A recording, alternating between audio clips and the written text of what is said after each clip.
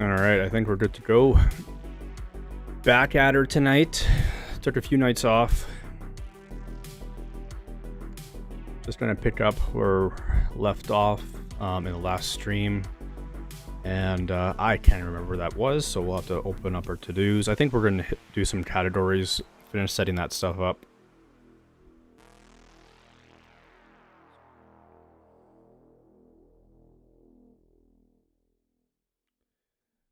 Alrighty, so let's head over to our project. Get this running.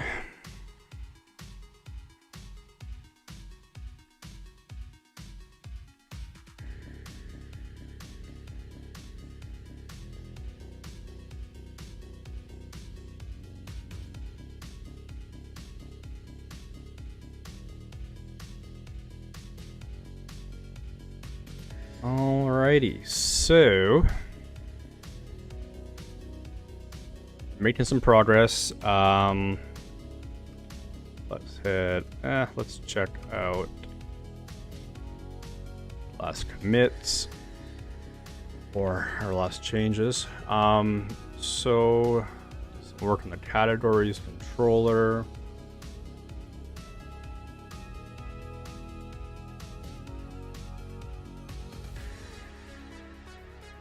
Okay, so we'll need some buttons for categories eventually. I think we got our categories index working. We can click on it, and when we click on each category, we can actually view the items associated with it. And right now, it's showing all categories, which is definitely not what we want, or it's showing all items for the category, but it's not what you want. So you just have an infinite list of items, essentially, over time. So we'll need to change that, but first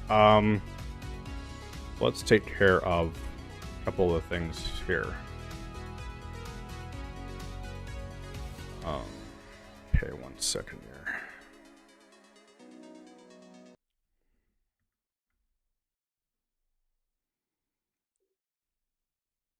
We're gonna post. There we go. All right, so we are going to do categories new, a way to actually create a category, and then categories edit. And then we'll see what I feel like doing next. What time is it right now? So it's 9:30. It's a later start tonight. But yeah, let's get going. Okay, so I think we have a view set up already, so let's go to that. We'll go to cat. Categories new. And let's grab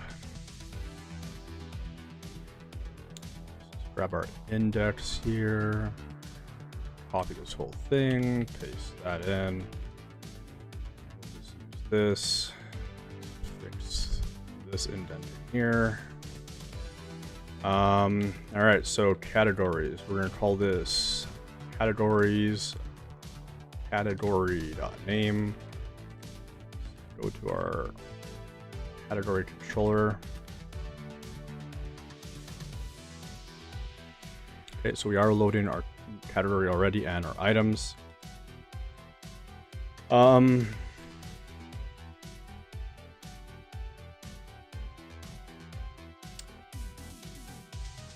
Actually, no, what am I doing here? This should be a new category.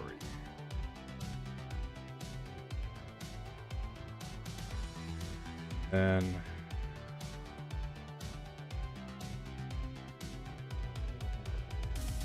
add button here.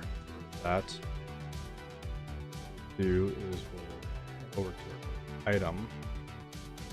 item new.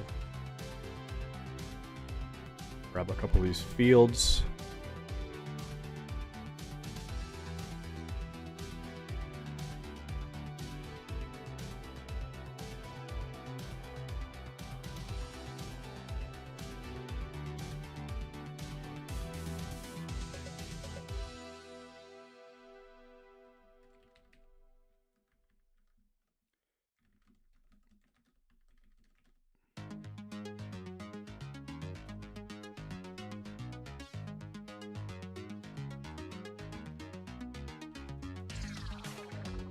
We'll keep name.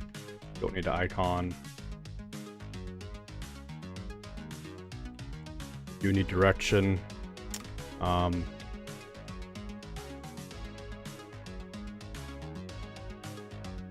Oh, cat controller. So we're basically only going to be updating name and direction. Here. We'll need a submit button.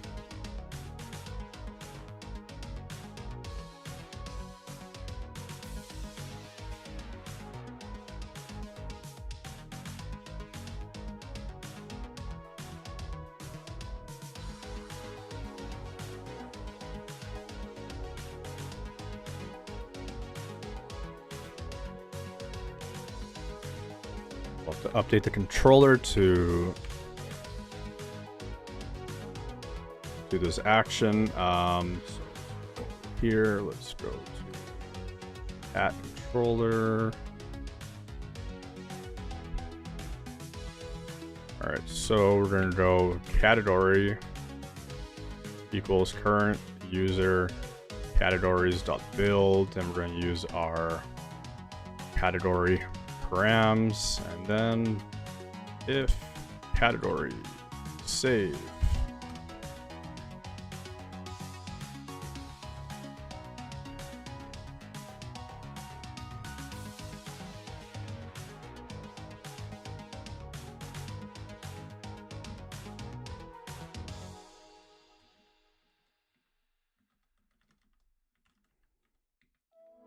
Redirect to the category. Otherwise, we render new again with the alert saying did not save. I'm going to create a couple validations. Validate name, presence, true.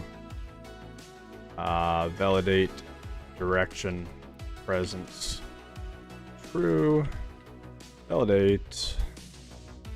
That'll happen automatically. I was going to say validate the user, but need to create actually it belongs to user, and then that will do that for us. Let's head over to our user, and we already has many categories. So I think that's all we need here.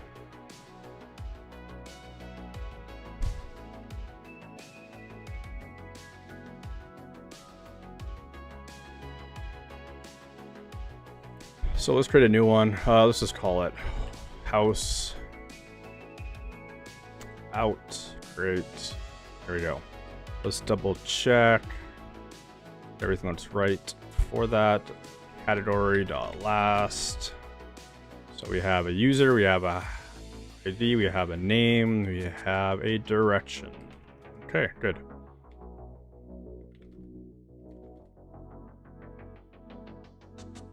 So that should handle what we want for now with our new.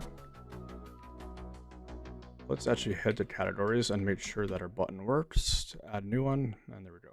Okay.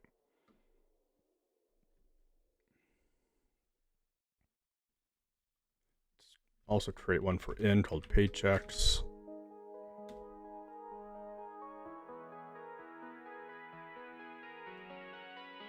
Alrighty. Cool.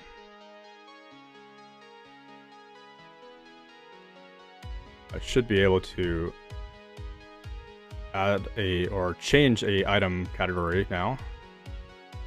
Yeah, that's working. Good.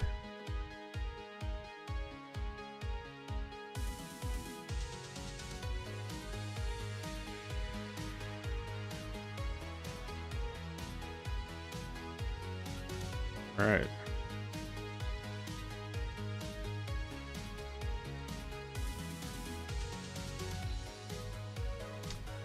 I'm probably not going to leave this in when, like, for definitely, but I will probably just add, for the sake of ease of getting around right now, let's go to our header and add a categories button here or a link. Change that to categories.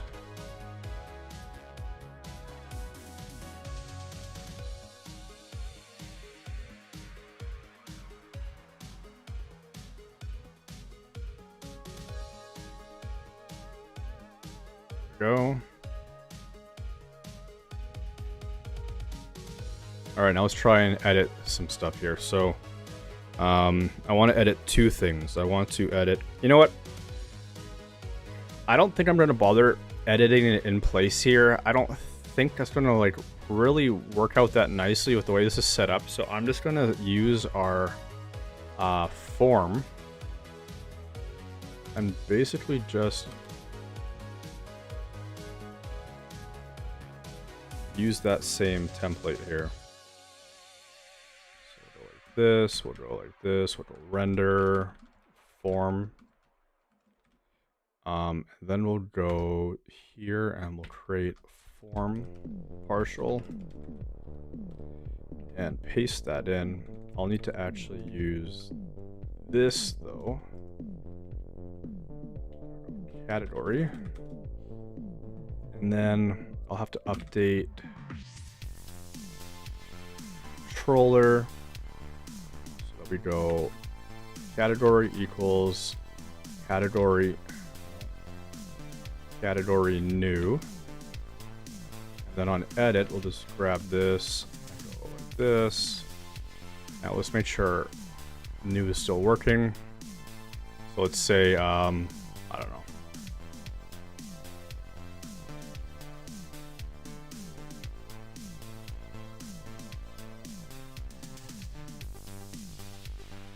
Spending. Okay, good, works. And now let's create an edit button here. Where should I put that? Maybe I'll put it right up here. So what I'm gonna do is go to our cat show and put this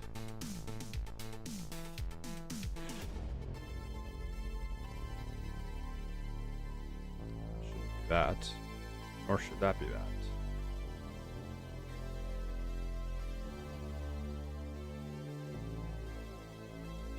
Okay.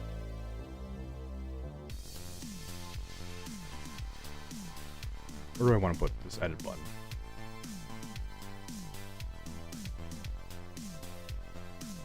Maybe right beside out. So let's go to class, flex, justify, items center, gap, 8, then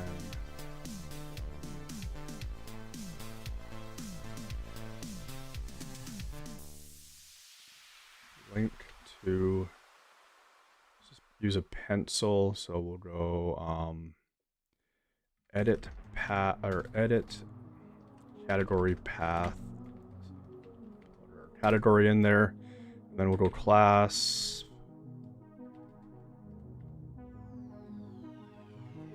and then we'll use our font awesome icon, and we'll go FA regular, F8 pencil.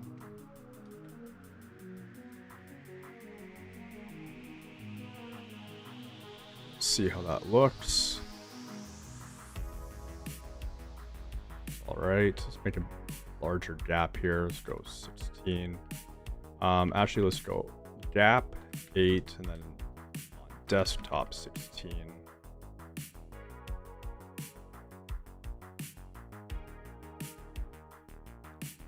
Let's kind of make this a button though. Let's go over to our item.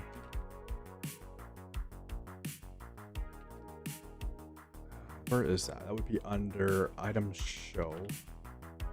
We have our attribute value. There should be an edit button here. So let's grab this. Put that in there. See how that looks. No, not ideal. have a background color at all, so let's go BG. I don't know, what does BG white look like? Slate 300, even 400, and then let's go text white.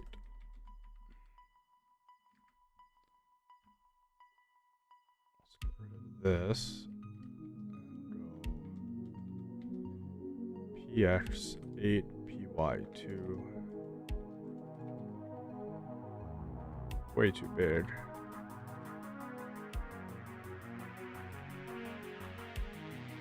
Way too big, way too dark.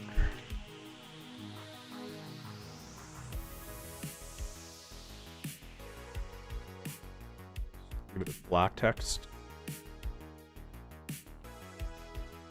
Slate maybe 700. 500. Sure. I don't like the look of that though. So you know what? I'm just gonna pull it over to beside the name, and this.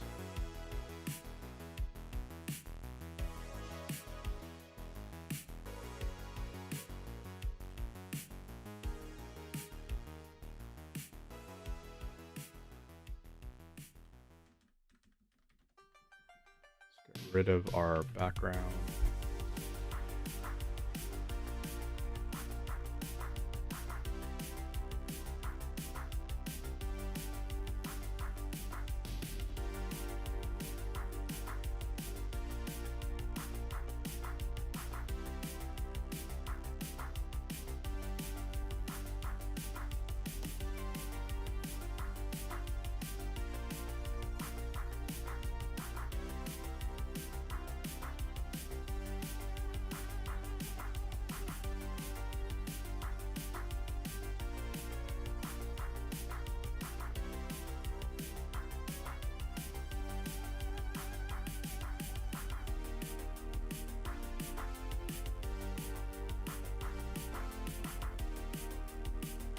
Alright, that's fine.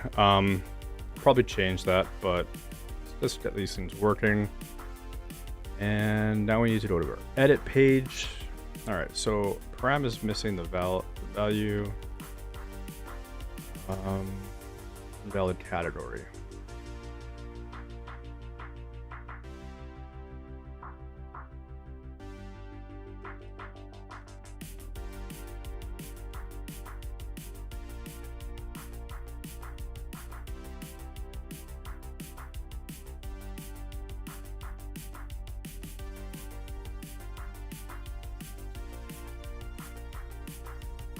Then we will grab our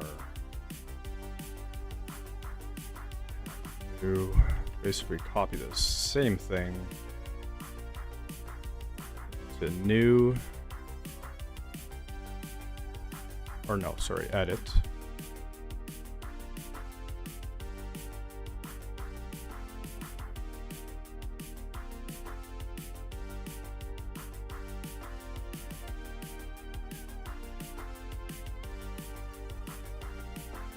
There we go. And it changes to update automatically, so we can now, let's just see if I can change this to in. We're not redirecting anywhere, so I probably did that. Did not do that.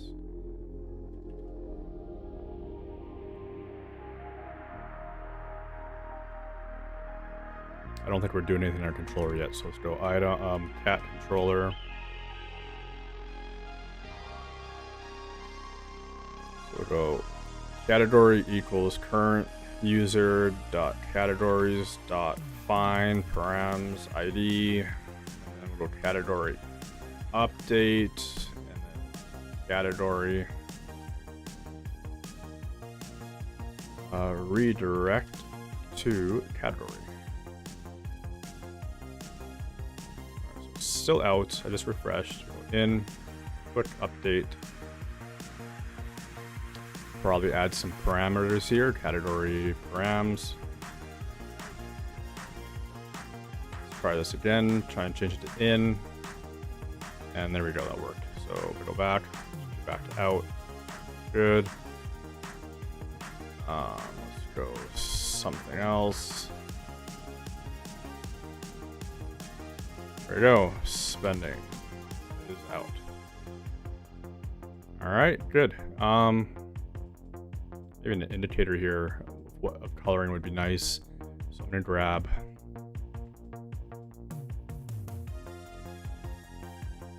Let's go over to cat index. This is our show. Let's grab our coloring here.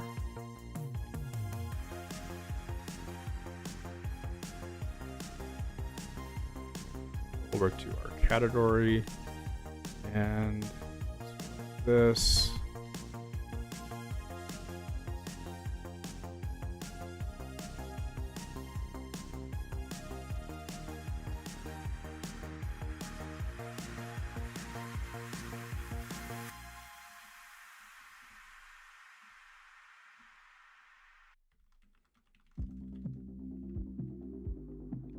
All right, that's okay. Pretty bright, but again, just getting functionality in place right now, so that's fine.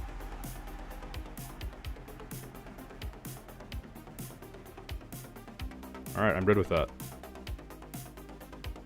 Mark this off, mark this off. Let's commit these changes.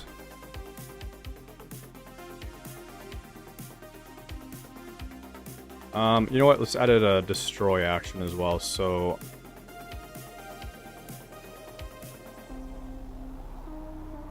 item control, no, category controller.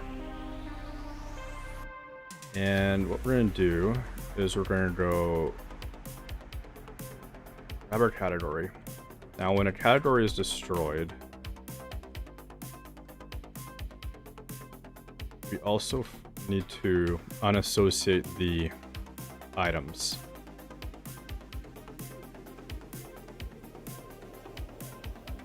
So we'll go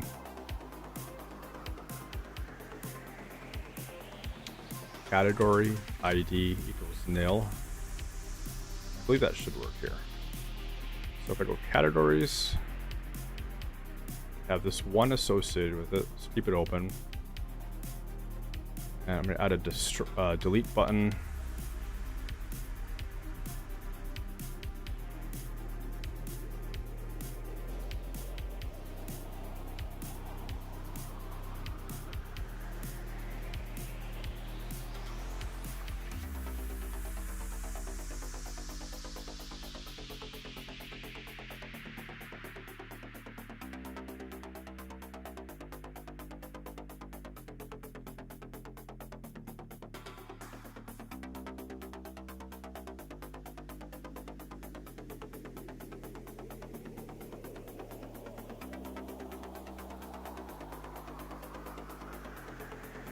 Trash icon.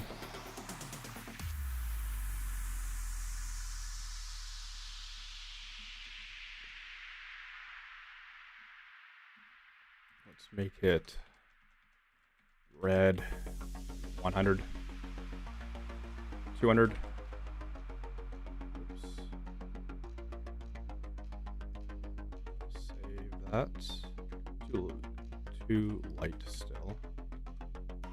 Okay, that's okay. And then our hover should be red 500. So before we do that though, I want a confirmation.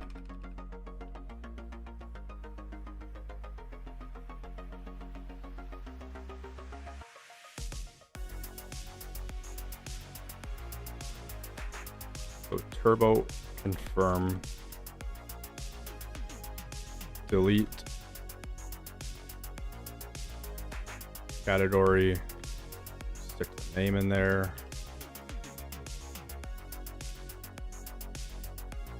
Category.name.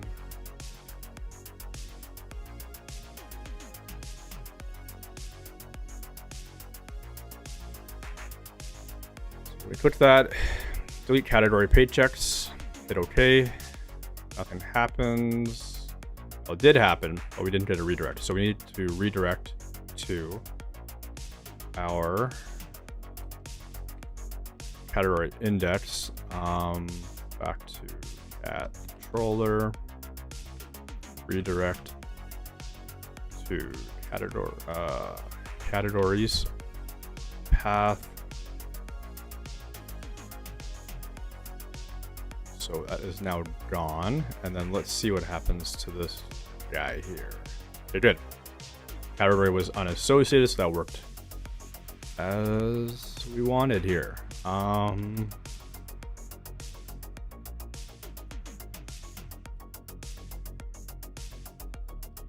Add paychecks back, paychecks.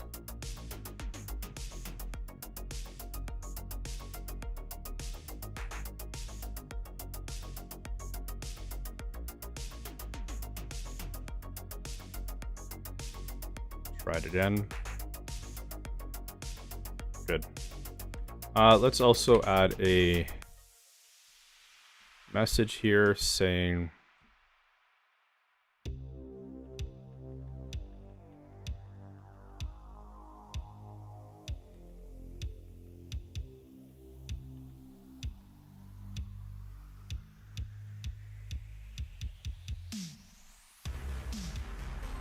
category. Let's go say category was successfully. Oh man. Category was successfully deleted. Do the same thing for this one. Shoot it a message. No.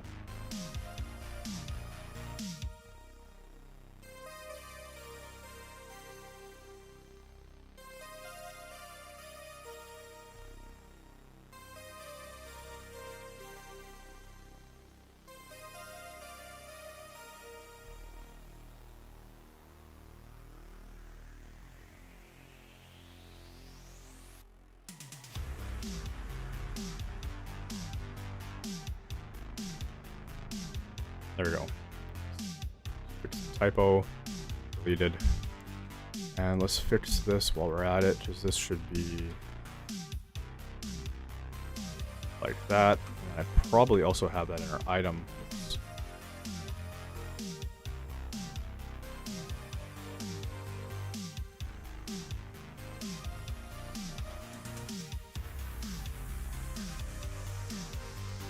All right, good. Going to do a quick check to see if there's any other occurrences of where I did that. No, we're good. Let's go notice, make sure there's nothing. Yeah, okay, we're good. So let's now commit those.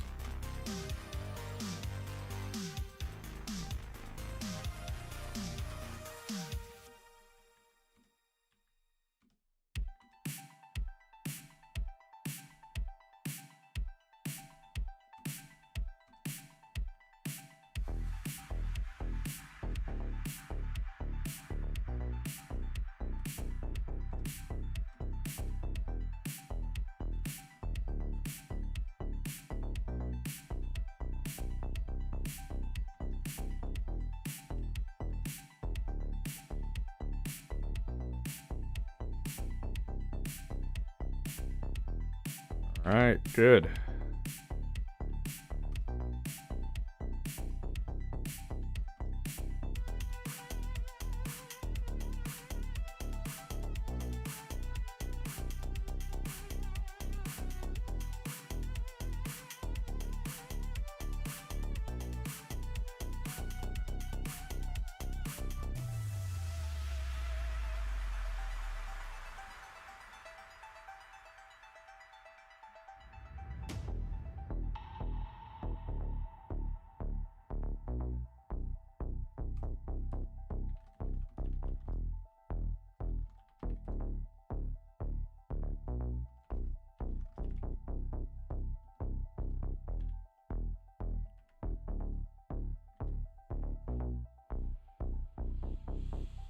Okay, well, that's good. So that gets that stuff out of the way. I'm just trying to think if there's any other underlying things that need to be addressed before I move on to some of these other features. So we're gonna do paging on the items index, and forecast and monthly budgets.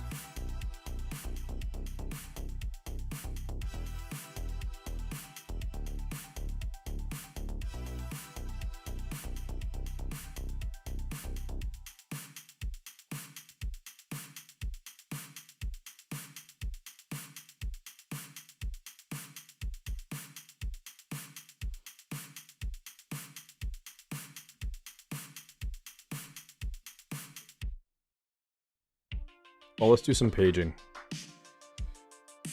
These are the things that kind of like I want to just get onto the other features. They're more fun to build. Paging is just like not fun, but it's important. So let's do it. Get out of the way. And I'll probably just dedicate the next stream to the forecast.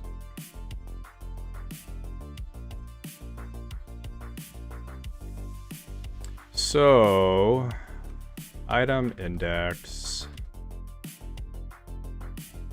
So what do we need to do here? So this is only going to apply to upcoming items. Right now it's loading 1 week in the future. So probably have a little indicator right here saying, or maybe right underneath it saying showing up to such and such date. So let's do that.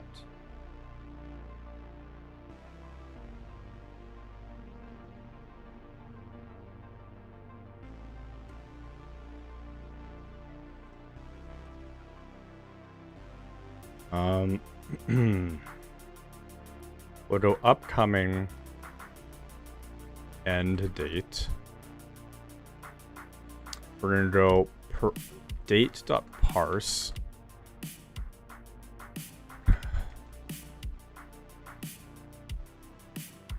This. And if there is no parameter set, we'll go a default of, which it's already doing, but we're gonna put this in here. Let's go to item. Our upcoming is date today plus 1 week.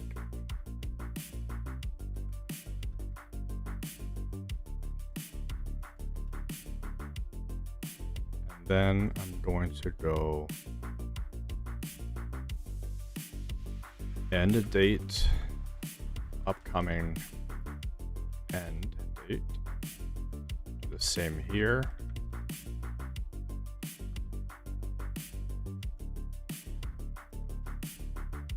Let's see if that works here. Should still get the same thing.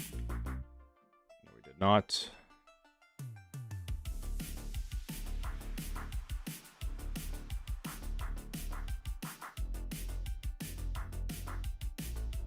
Go params and date.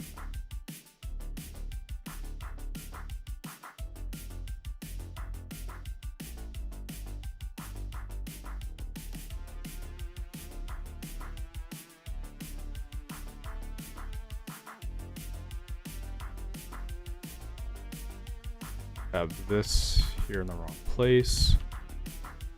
Like that.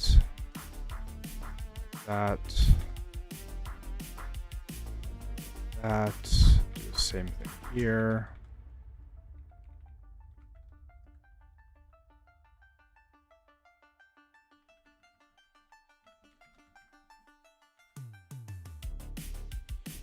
Okay, so we're still just getting that one here. Let's change one of these to be 7 days in the future. So we're at the 22nd. Does that fall within the window? It does. Let's add one more. I need to have a way to change the title. I don't have that yet. Let's change this to 1 day outside that window. And we should not see it, which we are not.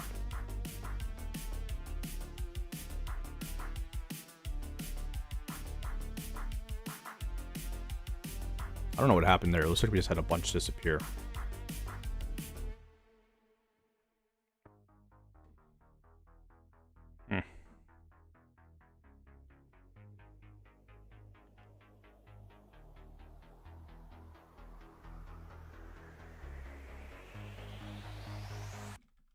So I'm gonna need to watch for that.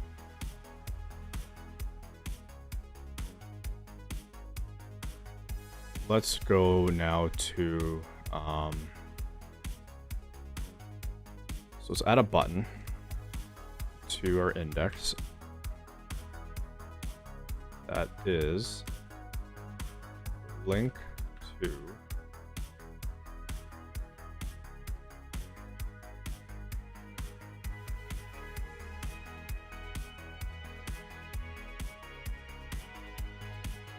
need to add in an end date.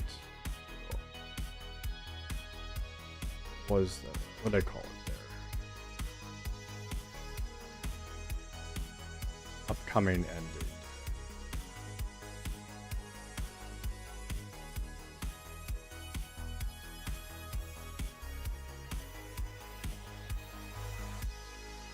And we're getting a error saying unknown local. That's expected. We should go now to fade item partial and add that in.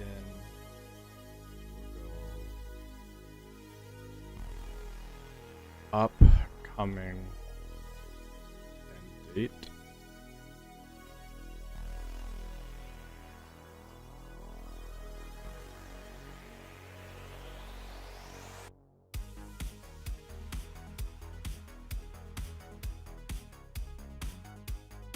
Okay, so the issue here is that we have other days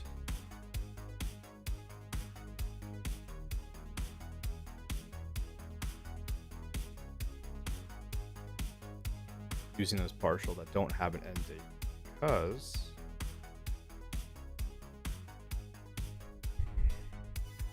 they only show for one day.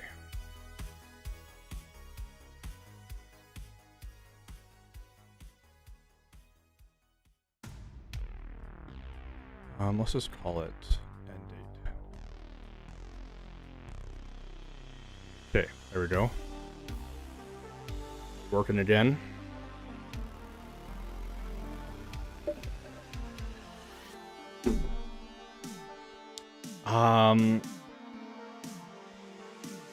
Let's add that button.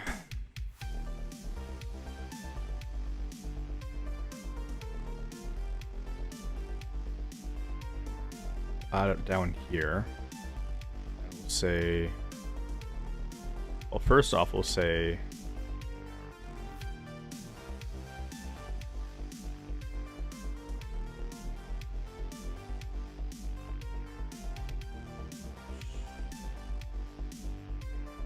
showing upcoming items up to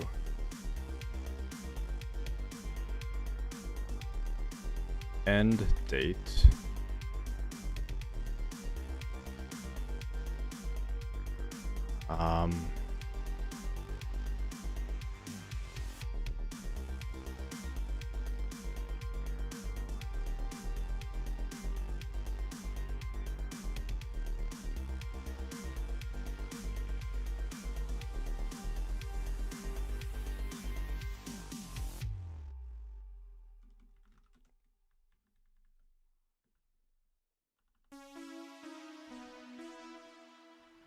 go.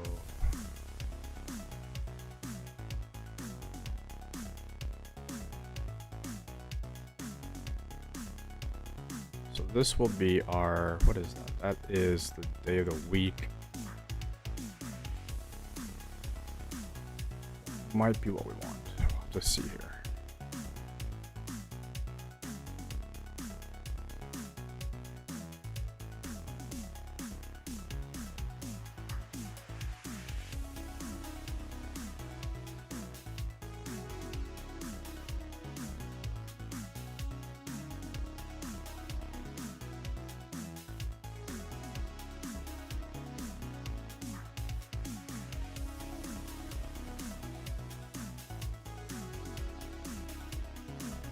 You know what, this Yeah, this is wrong. This shouldn't be in our paid items at all. So that's wrong. Get rid of that. This should just be in our... Alright, close this out.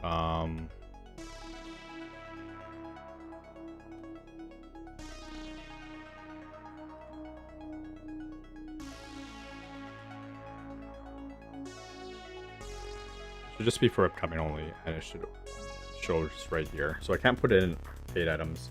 Okay, so it only needs to be in unpaid items. So how do I want... Well, I can use the button and then just target the frame. The reason I was trying to stick it in partial is because the button needs to target that frame, but I can target the frame from outside it, so that's fine. And then this should do what I want in here. I just need to change this to be upcoming date. Won't need that there anymore. Get rid of this date from here.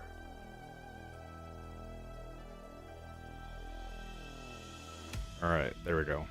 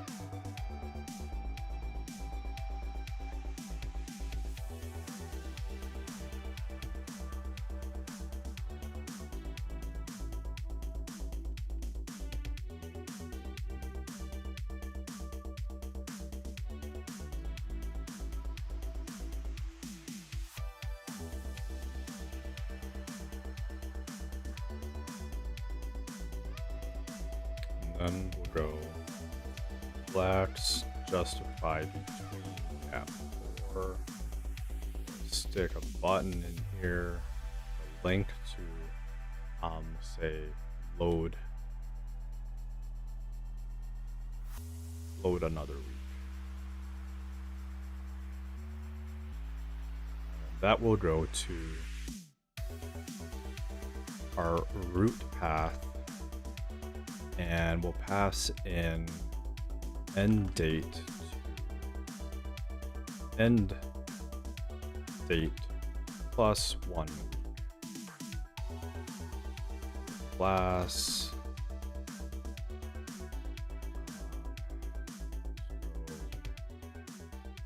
text small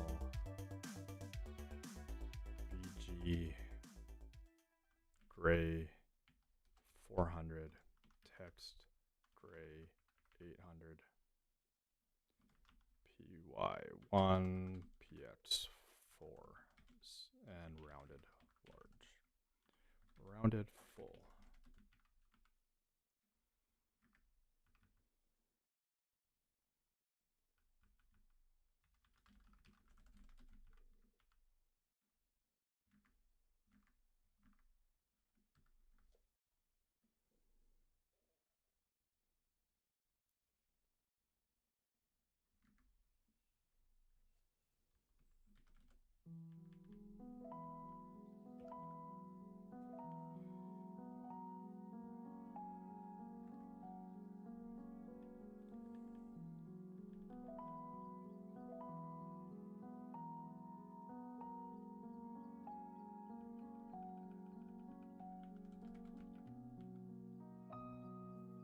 Okay, let's see what happens here. So this is going to set end date to 2025/01/29, which is 2 weeks from now. Open this item controller up and just make sure we're doing the right End date, yes, it's the same parameter. We need to target the frame though, so let's do that.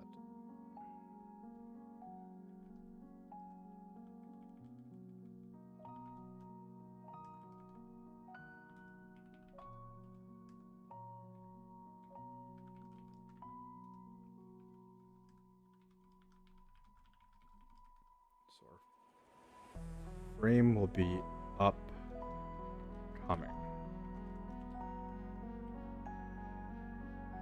Cool.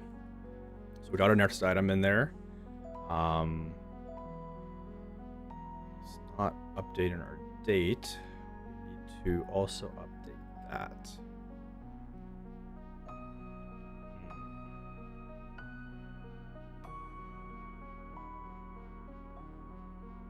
Okay, so I can either use a turbo stream for this, but then I'm not using just the simplicity of our frames.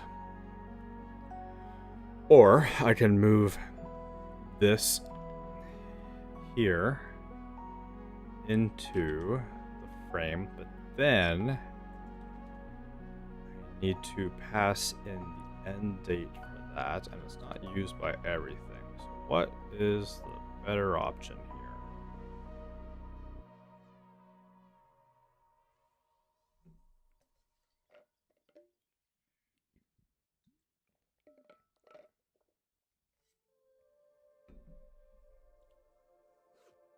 So let's just take a look at our items. Partial.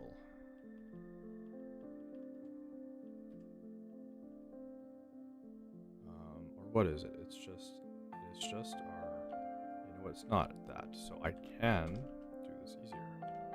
We don't have an items partial, so I can just go like this.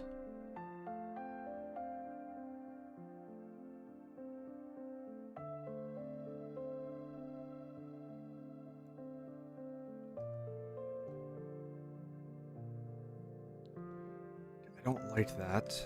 I think we're gonna use a turbo stream here. We'll go just like we did in here. We'll go overdue section. We'll go upcoming section. So class or ID upcoming section.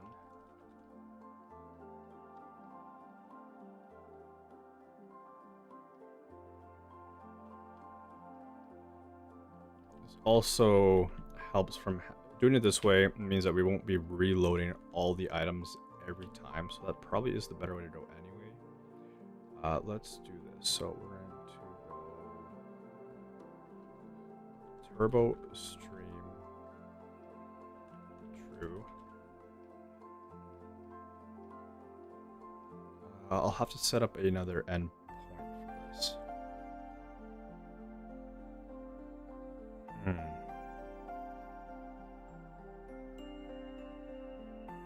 Okay, first we need a music change.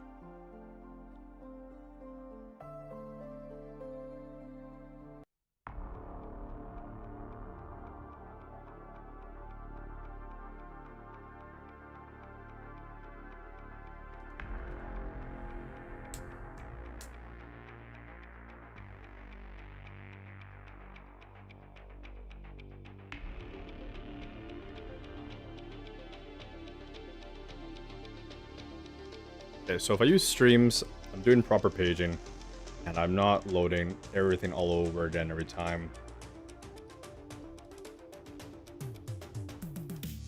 Because I can just append the new items to the frame.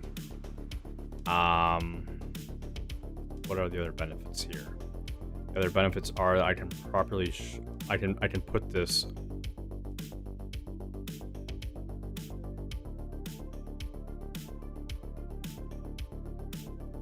message right where I want it. I can target that, just that, for updating.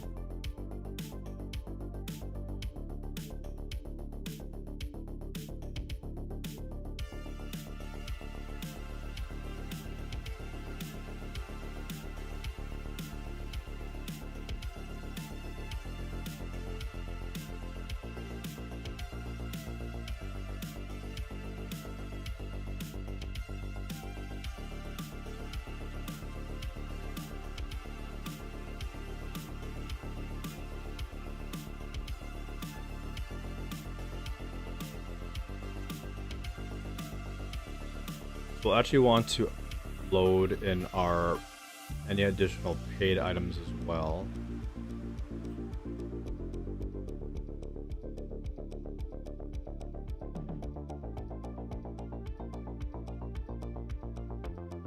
And actually with the frames, because the frames is actually just reloading that whole controller action, so we're running all the queries in index again when only, so streams is a better option here.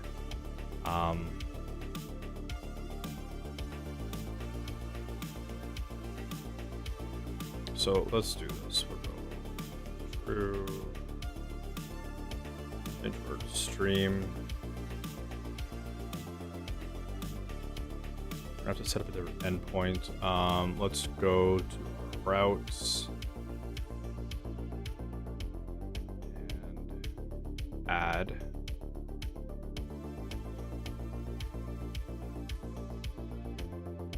What should we call this action?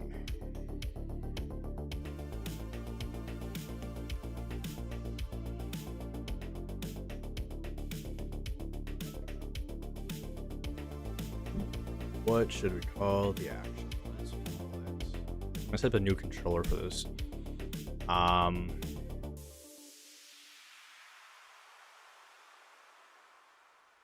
We'll call it. I could just call it paging.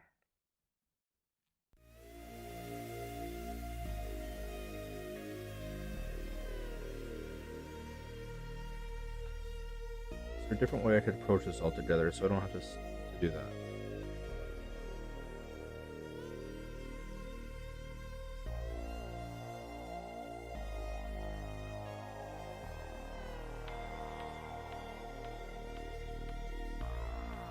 Possibly.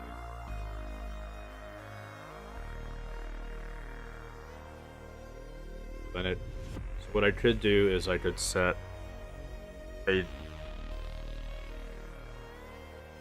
condition to check the end date is being set on the index, and then I can avoid loading or running the other queries that are not needed.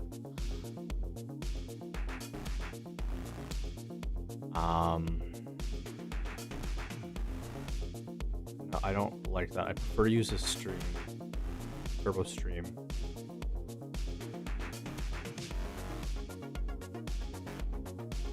So let's call this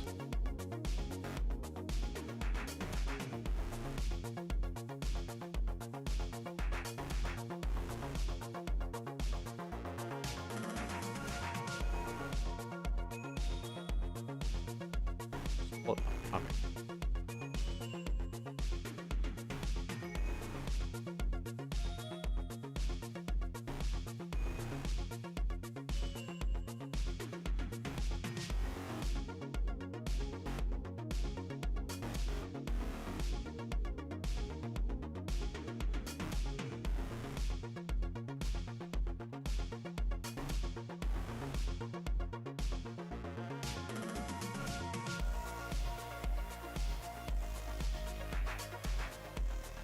Set a parameter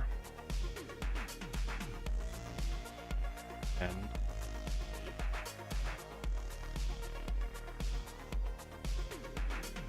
so that will let us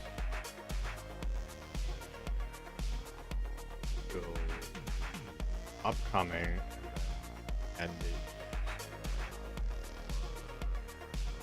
5/01/29.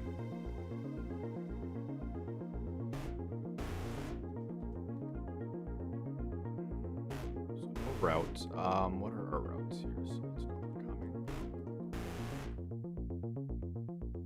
So item upcoming path. Item. So it's on the number right now. Let's go collection.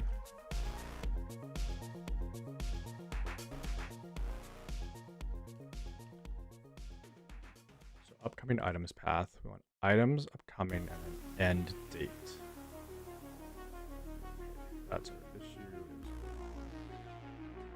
Root initialize constant items upcoming controller. So let's go create that. Rails generate controller items. What did I call it? And no, upcoming.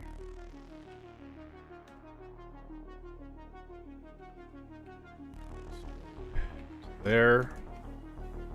Item up controller. Go index.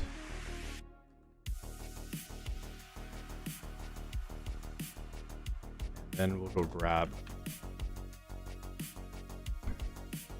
controller, that query for upcoming.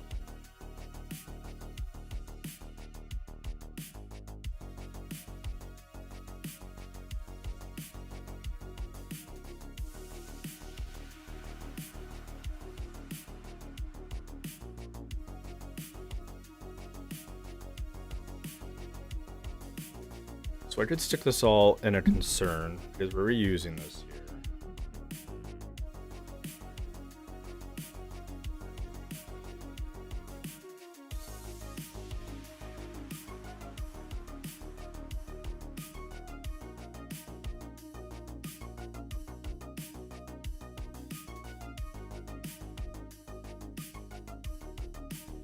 Let's get everything running.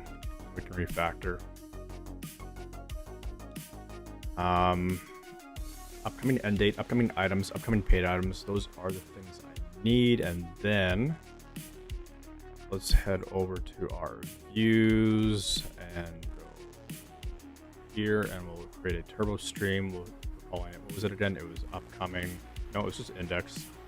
Index.turbo stream.erb. And then we can have our actions here. So let's change this. So what was that route? It is path, upcoming items path, and we need to provide the end date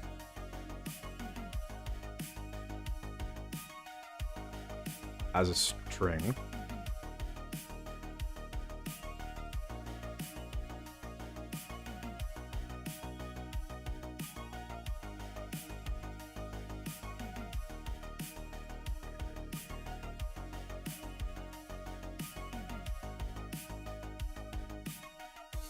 So let's create a helper for this. Go item, helper.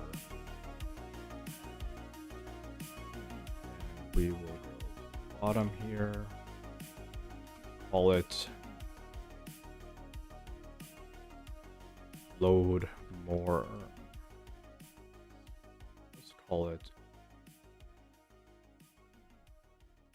end upcoming. Let's just call it end date string. Take the date and then we'll go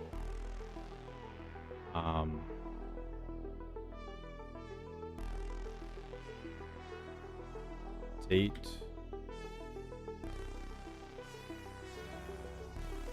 format I need.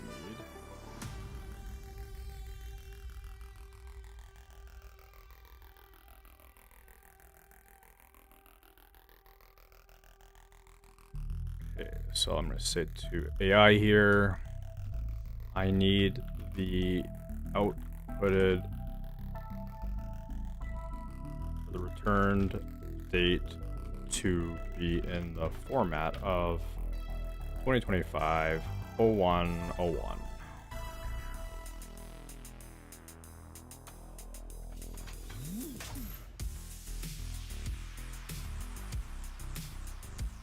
Okay. Then I can go in here, go end date string,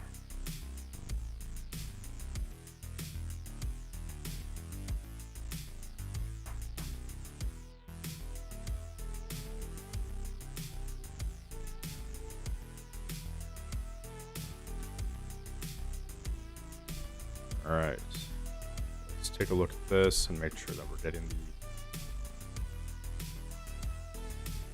turbo stream true. Good. Now let's head over to our turbo stream and let's say turbo replace. Let's go update.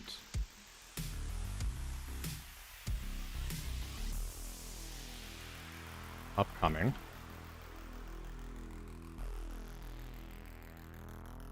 And we will use this in.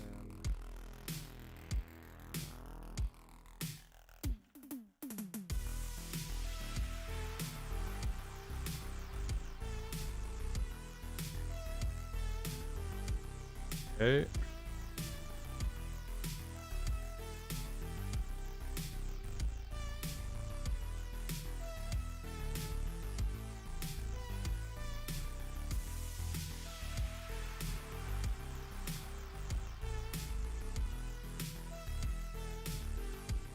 Also go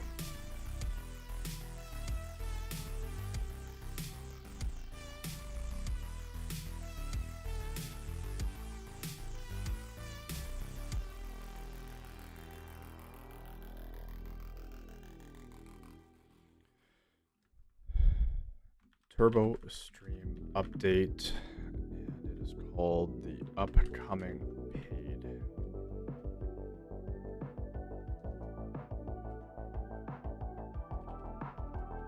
I guess we're actually going to replace it. So we'll use a partial here.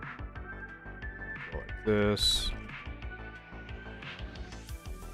So paid items. Let's pass in these variables.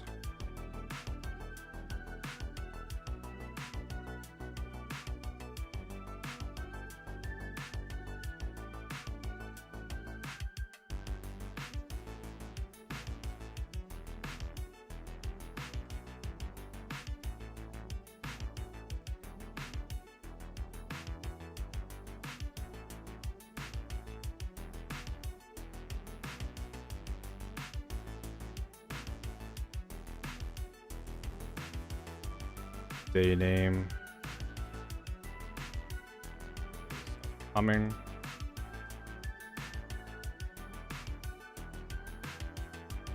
Payment wording would be upcoming payment. All right. Now we also want to update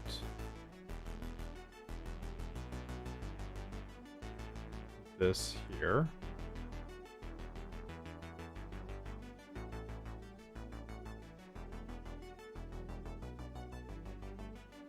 Call this end date status.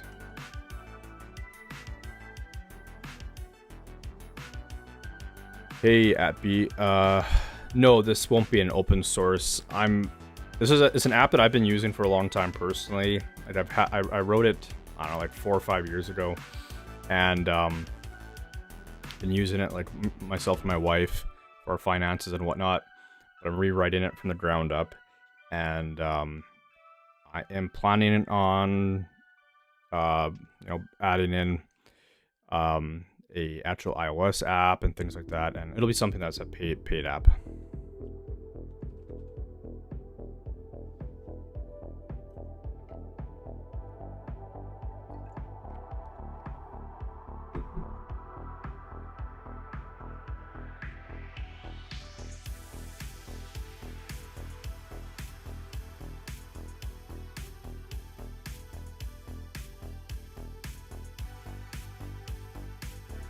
Alright, so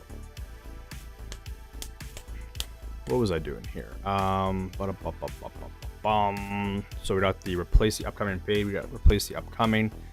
We need to update the end date status, and we'll go turbo stream dot update.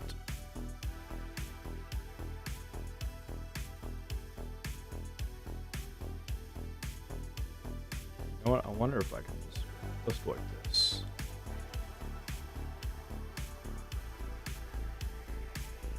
I don't need to do that whole thing. I can go just target just this. Go ID upcoming end date.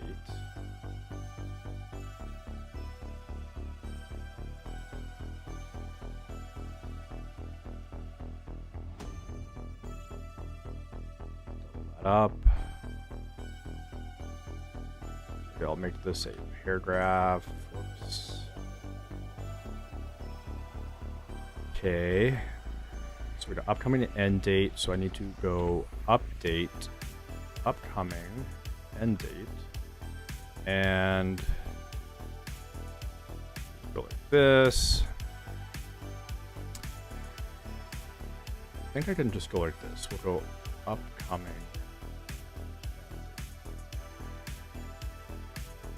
All we're passing in is that going to? No, it's not going to work because I need the date here. I'm going to grab this.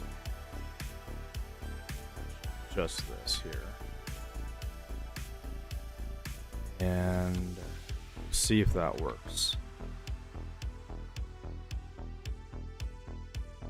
Probably should have just done a couple things at a time here. Let's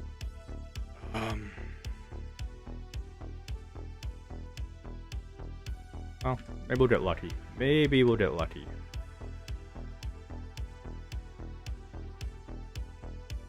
Not lucky. Okay, so missing partial. Why are we missing that? Missing partial items, item. Because redundant items. So why is that happening?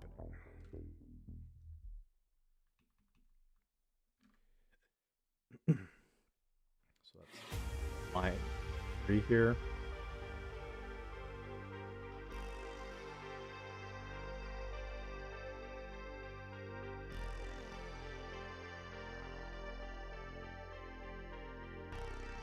It's because we're not in the same directory, so at least that's what I think is the reason. I'm gonna go items, item, and then get rid of this, but we gotta go change this. So item,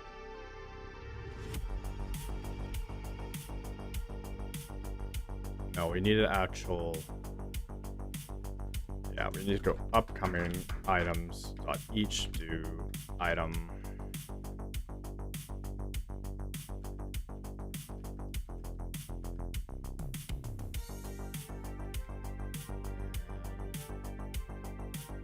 Item.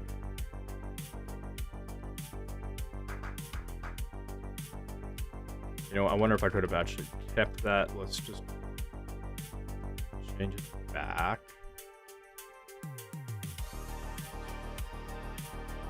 Upcoming items. Is that what I just had? That's what I had, so I can. Okay, so let's try that. Load another week. Okay, we got farther along here. Turbo stream replace, upcoming paid, missing partial items, upcoming paid items. Yeah, same thing here. So we need to go items, paid items. All right, we loaded another week. Showing items, upcoming items up to January 29. Good. Pressed it again. It's not up. It's not incrementing my date. Now, the reason for that would likely be, what is our button doing? It's going to the same date. So we need to increment the button as well. Should we just close that? I need that. Let's go back to items here. And our link is load another week. So let's do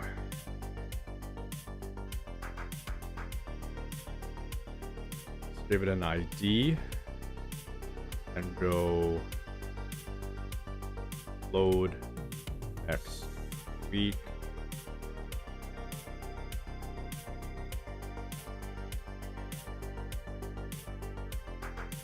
Button. Replace it.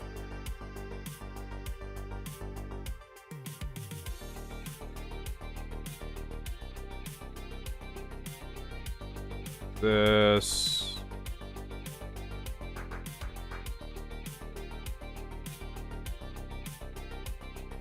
And here.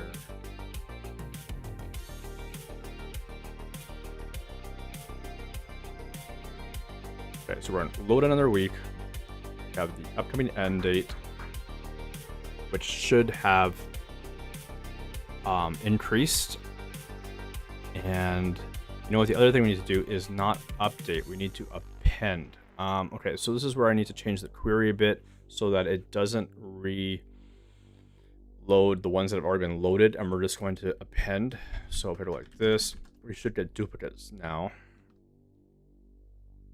Yeah, there we go. So we got duplicates. Now, also the issue is that we are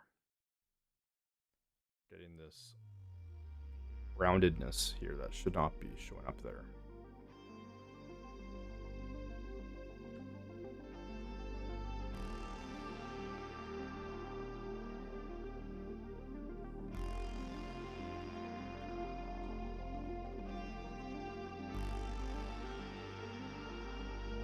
This is incrementing. That is incrementing. Good. More and more and more. Okay, so let's. What do we need to do here?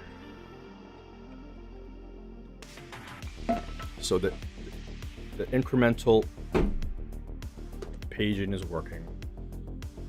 Our status is working. It's incrementing. We're getting more items. We're duplicating at the moment. So let's deal with that. We need to go to item upcoming controller, and so yes, I need to pass in the previous end date, or I can just assume. No, we have that already. Okay, so we already have that. So what I need to do is go item. I need to change our upcoming scope to have start date and an end date. Now the start date would be defined as anything after tomorrow, which we are already doing here. So let's pass this as our default, and then change this to start date. So date today, the tomorrow date. Let's just make sure index works here now. Still working. It still should load in correctly with duplicates. Now if I go here and say start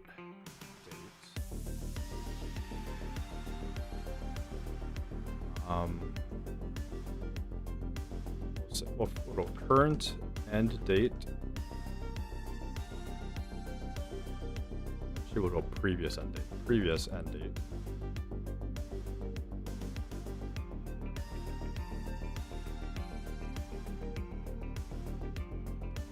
And you know what? I'm getting rid of this condition because it's not needed in this one, since this endpoint has to have end date parameter. So I can go like that, and then I can go upcoming, and I can go previous end date plus 1 week. All right, let's speed this up. We got previous end date. We have upcoming end date. Do I need to use previous end date anywhere in the TurboStream template? No, I don't think so. We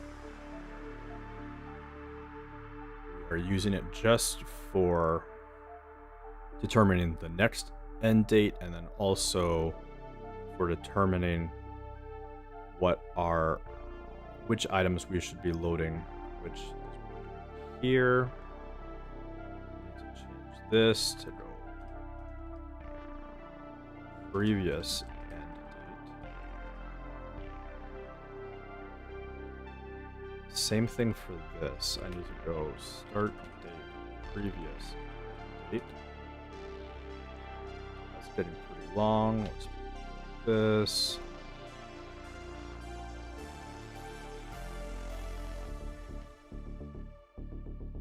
All right, now we're gonna refresh. We're gonna try this. We got 2 more. Okay, was that correct end date here though? So we go from the 22nd, so we should be adding on 1 week, and we're going up to the 5th. So that's not correct. So we're adding. Is that 2 weeks? 22nd to the 5th? I think so. Right? Probably.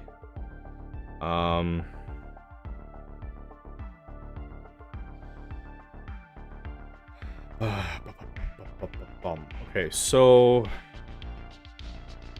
look at our button. Our button's probably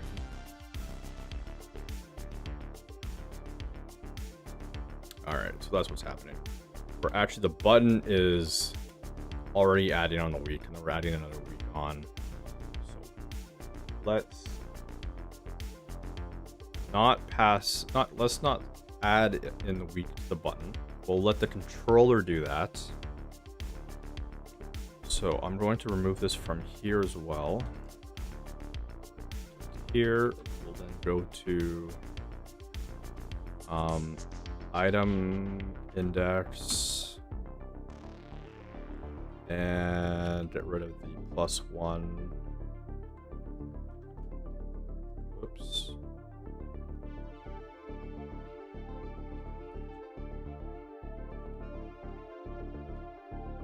Now this button is now saying, let's inspect it. 2025-01-22, which is 7 days from now. Is that right? 7 days from today? It should be 7 days after tomorrow, right? So that's not correct. So what are we doing? So we're doing upcoming end date. Let's go back to our item controller. So upcoming end date should be date.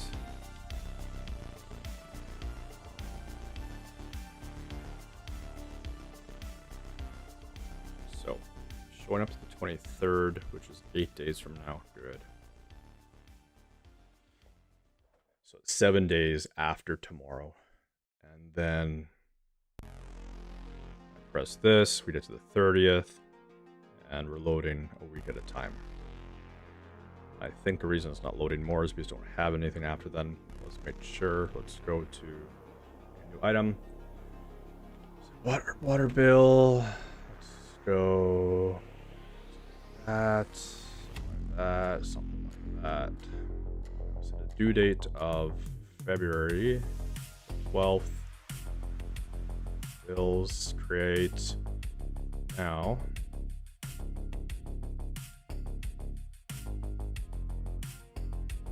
There we go. That's it right there. I already had a water bill, but this is the one I just added with the banana. So we're working.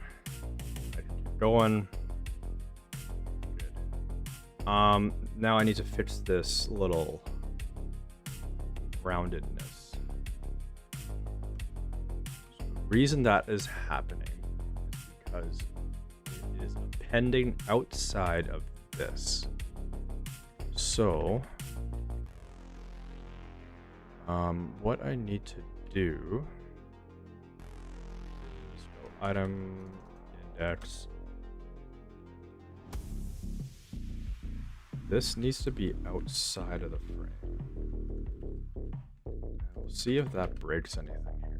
It doesn't look like it. And when I add them, we get more. We're not getting our bottom border though. So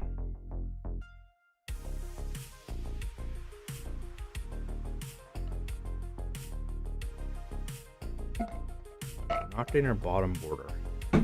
What's the best way to do this? We can add a bottom, we can modify it, but then that's doing more than we need to do. I could add a top border to the first item. I have to edit the item partial.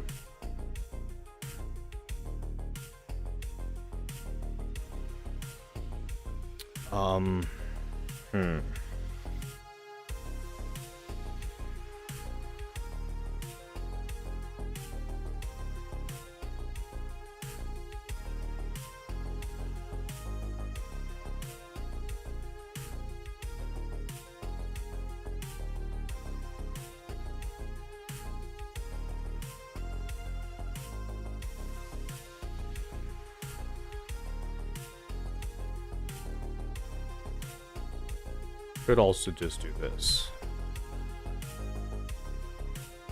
This might be the simplest way to do this.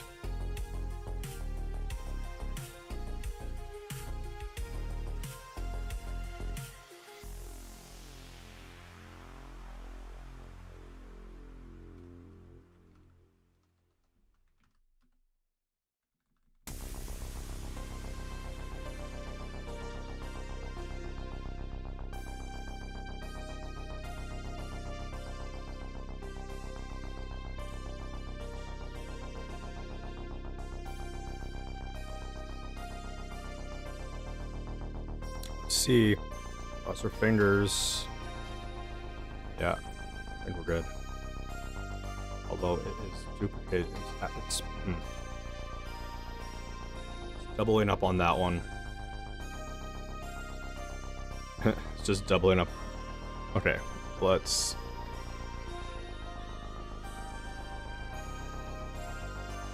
We'll do that only if there are upcoming items.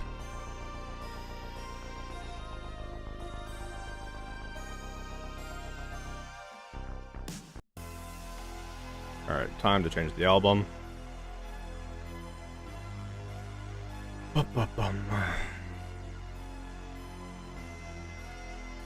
What's something I haven't listened to yet? I think this one. Whoa. Any.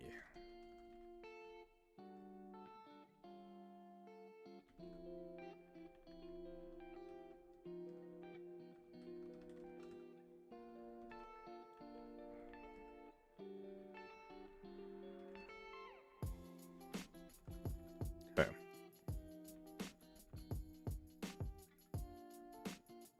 Load. Should be upcoming items.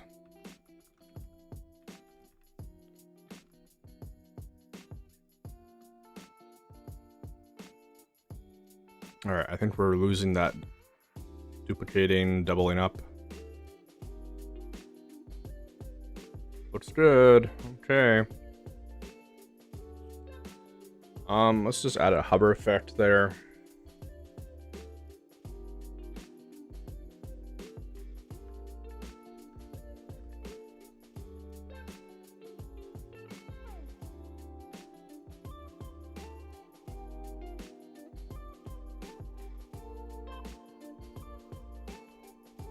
Should create a partial called upcoming.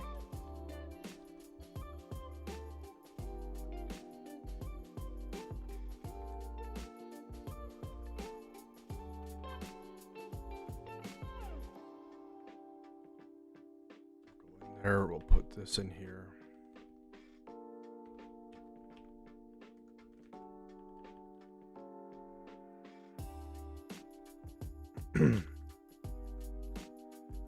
What variables do we need? We need the upcoming end date.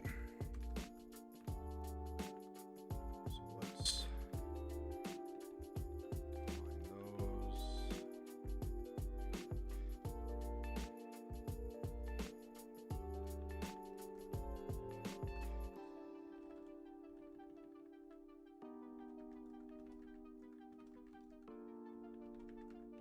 Okay, and then we just need upcoming and date. And Then we can get rid of this, get rid of that, and then go partial items slash called load next week button.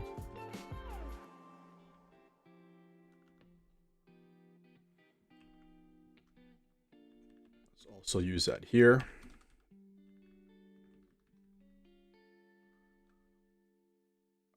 So we're going to render load next week button, and we need to pass in the upcoming and date, and that's upcoming and date, and get rid of this.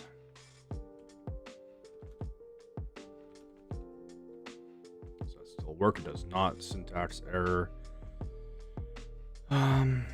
Missing that. There we go. It's working. It's showing the 23rd, which again is week +1 from now. And I wanted to add a hover effect. So let's go hover BG teal 500. And let's also go hover text white. Add a transition.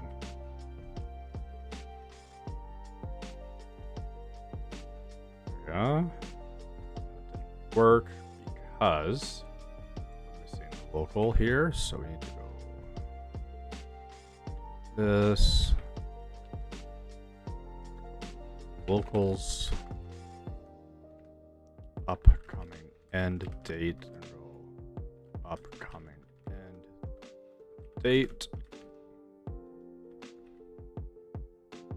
Load. Try it again. There we go. Very nice. Very nice. Okay.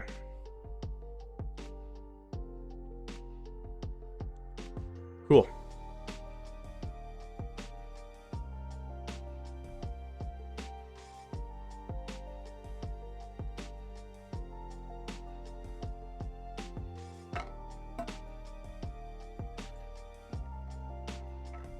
Why not use Claude?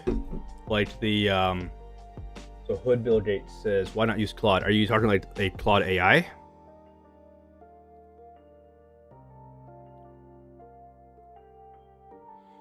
Well, I do. So I use Raycast. In what sense though are you saying use Claude just to generate like all this stuff?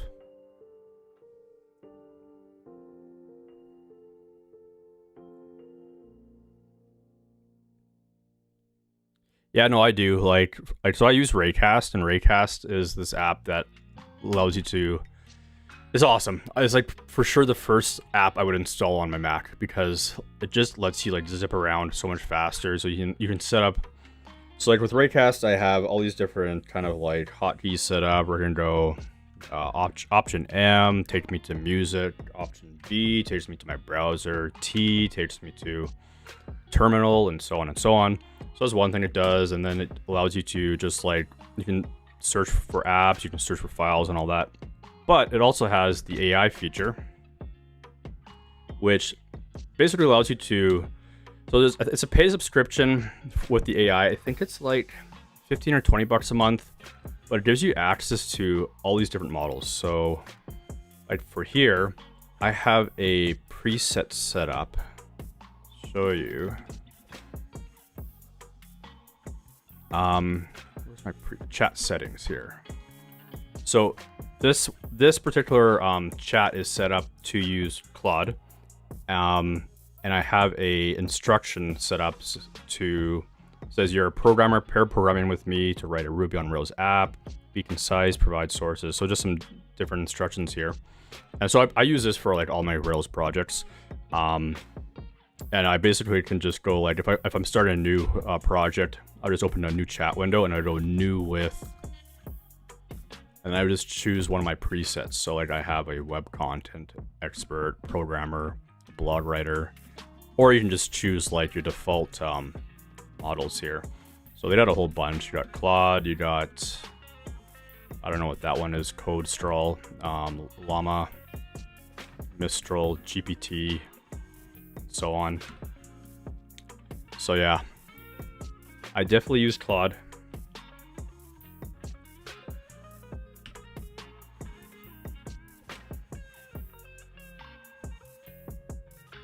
But there's a lot of things where, you know, if you ask it, like, yeah, no, Raycast is awesome. Highly recommend it. You can actually download it for free. I think they're coming out. I don't know if you use PC or Mac. I'm on Mac. So I think they only have it for Mac right now, but I believe they're in their roadmap is a PC version coming out this year. My next machine, I want to try out Linux, but they don't have it for that. There might be some other options in Linux, but like, and I've become so kind of like dependent on this thing. Just because it makes getting around things so much faster. Ton of other things too. Like, I actually have some scripts set up. I have some snippets and things. So like, if I have code that I'm reusing or just like any kind of text, you can save snippets in. I have this little, I have some different scripts set up for like, well, so I drink a lot of tea, and so I make tea, and so I have this tea timer thing set up in my kitchen where I when I make a pot of tea, I push a button, and then it sets a timer, and so this is like a whole map that I've built where basically it sets a timer, and then it'll send me a notification when it's ready, so I can remember when I made it, and I can, from here, I have a script where I can actually just go like, I can type in tea, and it tells me, you'll want to make a fresh pot. Tea was ready 2 hours ago. So you can do all sorts of stuff with Raycast. And they got a ton of extensions, like I think they got GitHub, and, well, not, I don't think I do use their GitHub one, that Jira for my work machine. Another one I love is their two-factor. So like whenever I'm doing stuff, I'm logging into like my bank account on in the browser here on my computer. The nice thing is like if you're on your like iPhone, right? Like if you go to one of these apps and it asks you for a two-factor, if you receive the message on your phone, it'll just like prompt you as an autofill. So you don't have to go and open your email or open your text messages. But from here, I can just go view two-factor codes, and it'll pull up all the most recent two-factor codes from my messages. That's one I use a ton, actually.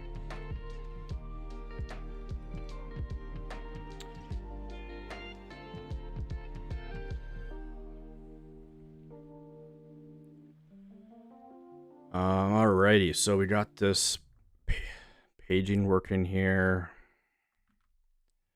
I'm gonna go mark this off. Finally got that one out of the way.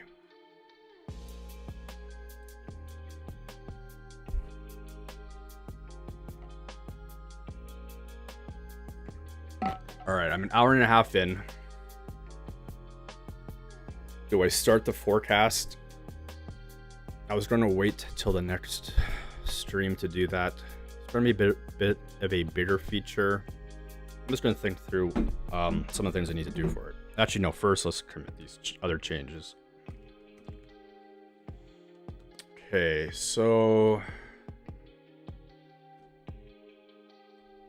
that.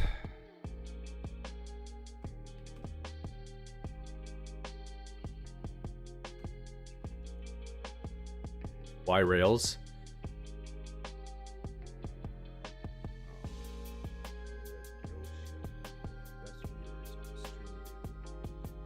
Ban a viewer. Get lost. Okay, so there we go. That's not banned, but whatever. Okay, why Rails? So why Rails? Well, I've been working with Rails for, I don't know, like 5 or 6 years now. And the reason I originally got into Rails was because, well, actually the first language I learned was PHP. And the reason I got into Rails next was because I was wanting to get into building my own stuff. I was just looking for something that I could spin up stuff quick. And at that time, I think when I was learning Rails, it was like Rails 5 or 6. And I mean, it would allow you to do a lot of things quickly. But now with Rails 8, you can spin up stuff quite fast. Now, I haven't worked with other things, so I can't really compare. But one of the things I really like about Rails is it eliminates the need for a lot of JavaScript with Hotwire. So Rails Hotwire allows me to use these like turbo frame things here that I've been using. So like, for example, with this particular feature right here, where I just added the paging in, there's no JavaScript here, and I'm not having to reload the entire page. What it's doing is Rails is handling all this. So when I hit load another week, it goes to my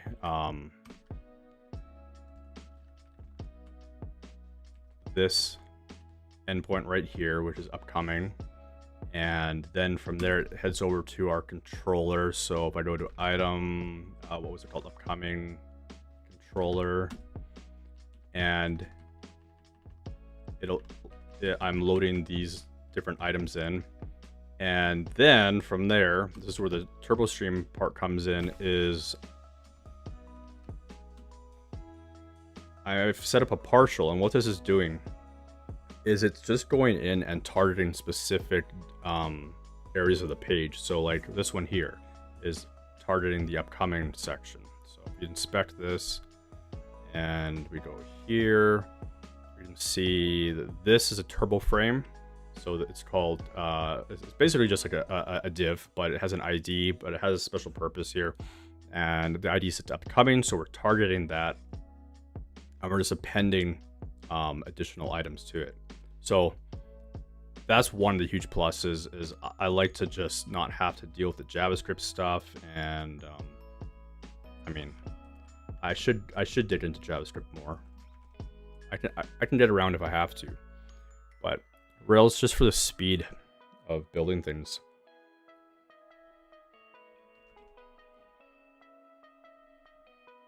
Plus, I really like Ruby.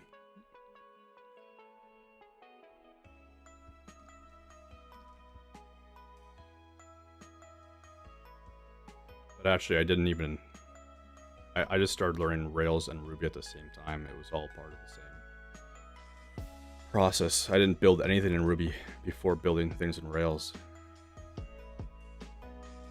Alright, so let's commit these things here.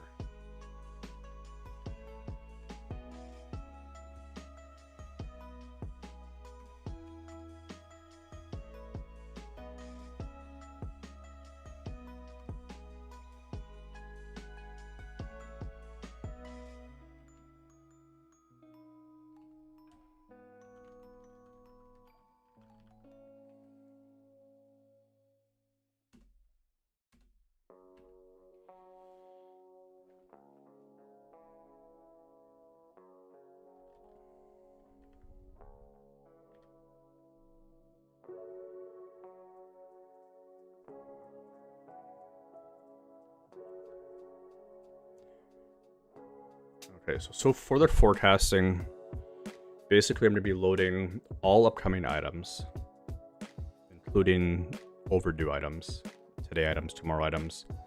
And it's going to go through each item, and for each item there'll be a line, basically just like this. But instead of a to-do or a checkbox, there'll be a balance. So basically, you'll be able to enter your balance at the top. Say you're like your checking account or whatever. So say you have like $1,000 in there. It'll go through the list of items, and for every item, it'll show you the forecasted balance after that item goes out. And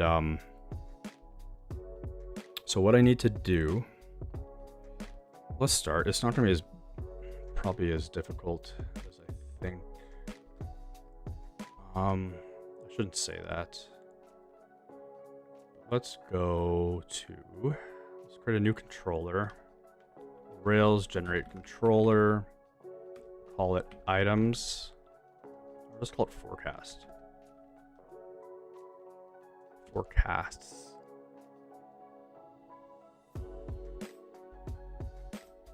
Forecast. We'll use this singular. Head over to routes. Go get forecast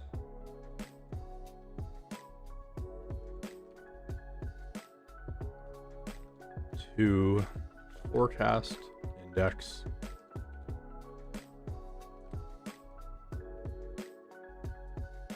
I think it'll create the path for us automatically, the path helper. Let's check.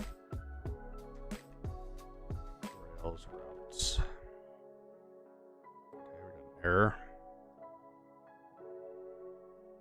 Oh, improper syntax here. Okay, oops. Rails routes again. All right, well, let's go Rails routes, grep for forecast. So it's not creating my helper for me, so let's go as forecast. And then that should give us our helper method. If I do this correctly.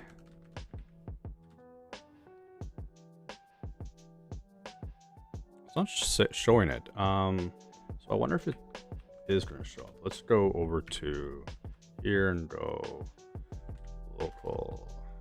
Grab this. Rails info routes. Forecast. Forecast path. It's right there. Okay. So I can use that, and then I can now go and let's just make that button work at the top. Let's go close this. Header. Grab the. Oops. Paste that. Change this to be forecast. Change this to be forecast. And change this to be forecast. It should now be clickable. It should not work yet because we don't have an index template set up yet. So let's go to item index and go back to forecast index.html.erb. Yes. And let's head over to our categories. Cat index. Grab this. Paste that over here. Let's go forecast. Let's get rid of this. Don't need that there. Or that or that. All right. And then we'll also do that.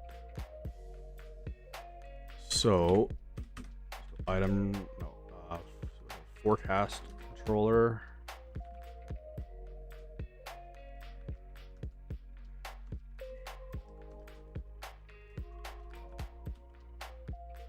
And go index, whoops, items, and we want basically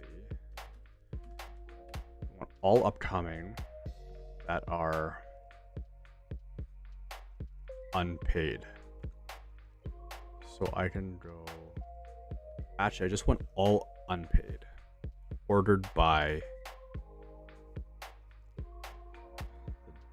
payment date. So it'll current user, items, unpaid, order by payment date.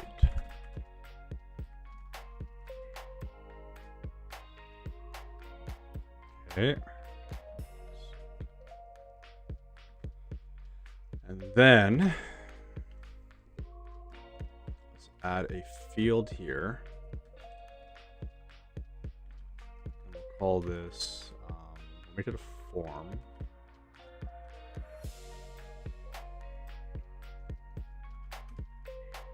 Form tag. Oh, I haven't used this in a while. I just want to pass in the URL. And it'll be to the same page. It'll be to the forecast path.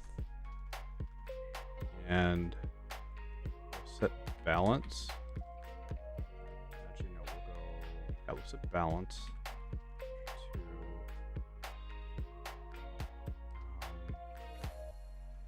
no, that's not what we're doing at all. Just doing that.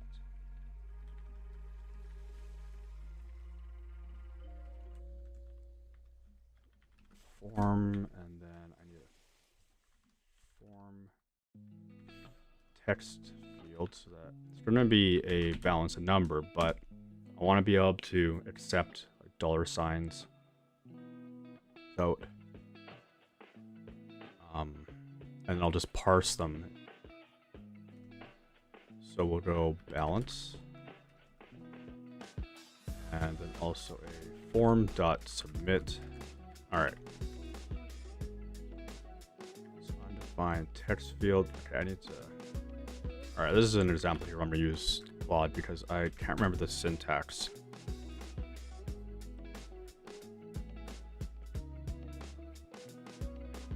Yeah, okay, I can just use that.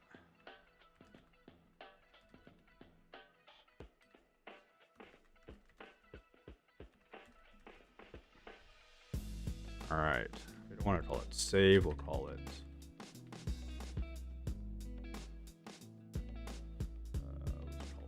set balance.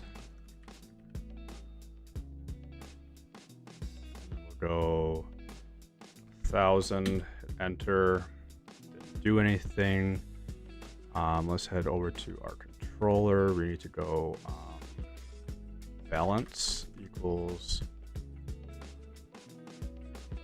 params balance. And then I need to go value balance.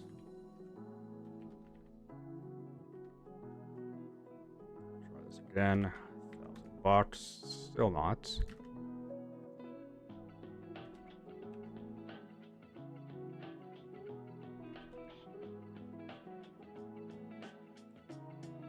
Okay, what am I doing wrong here?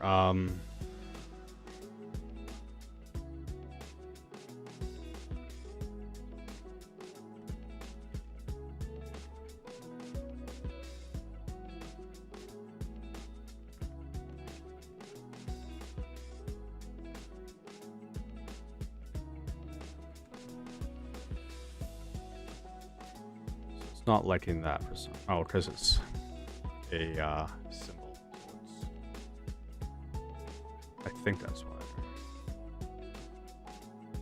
Let's go back here actually first and check. So params balance. No, it's not liking that either. Params. So it's actually just not receiving it at all.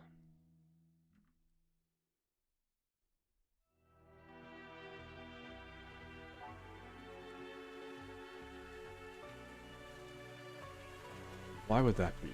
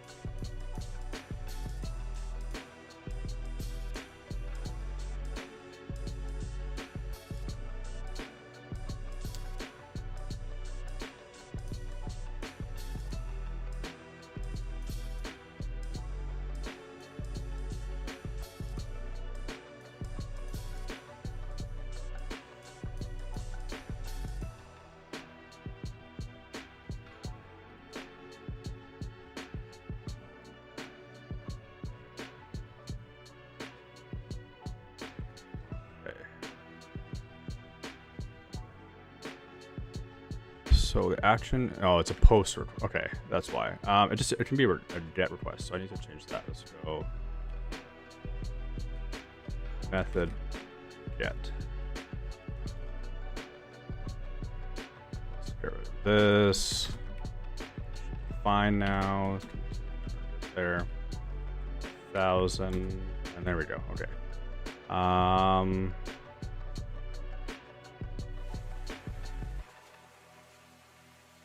Alright, so we got our balance set there. Then, now, how do I want to do this? I need to basically just go through each item, minus off each item.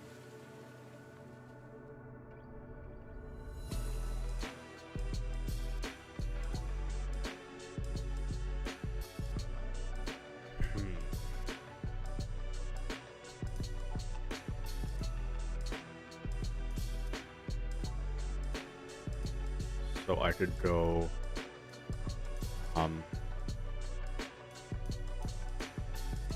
item balances,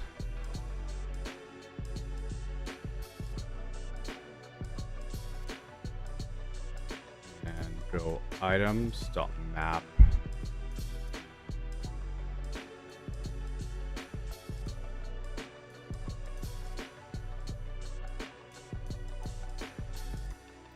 that is actually a time where I would use that. Item balances equals items.map. We'll call that item.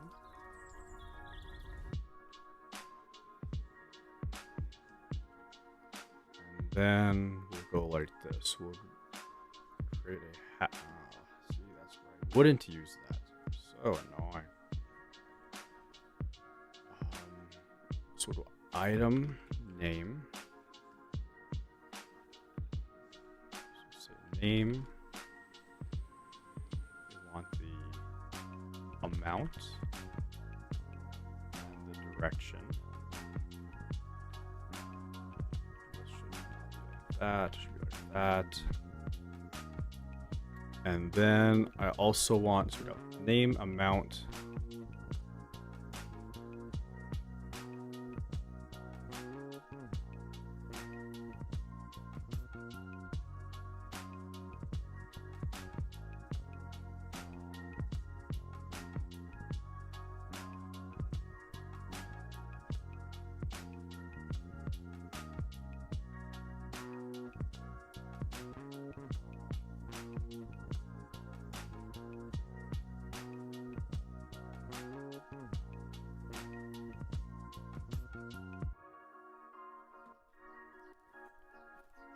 Amount, so balance, that'll be calculated, and then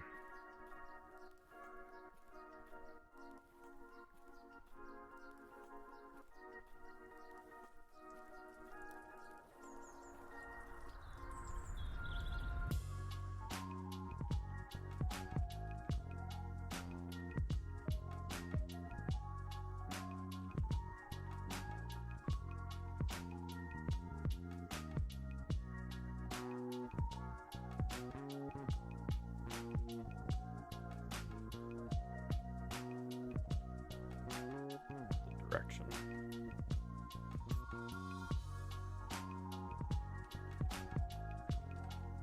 All right.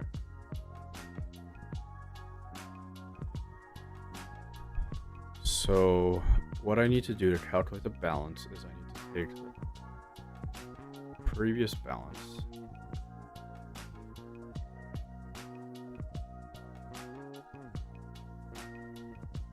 just the balance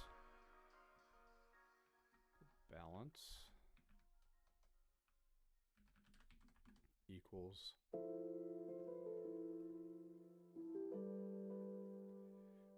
item amount, or no, equals balance minus item amount,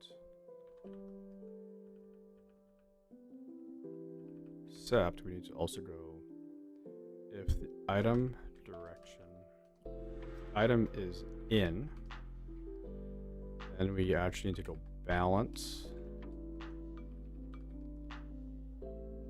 plus item amount. mount. Otherwise, we need to go item minus mount.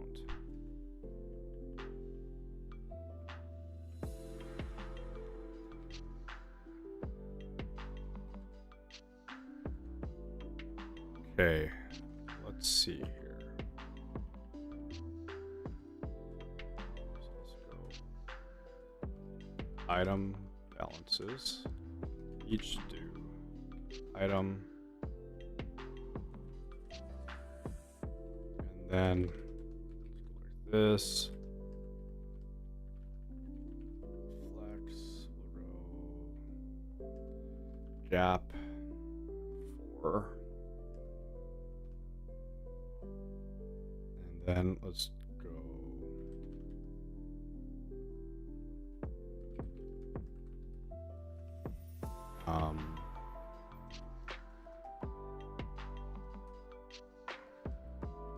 item name,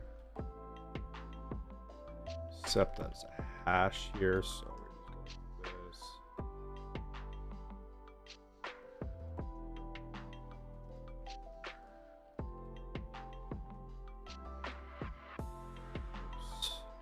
like this. Paste, paste, direction, and then we'll also add one more in here.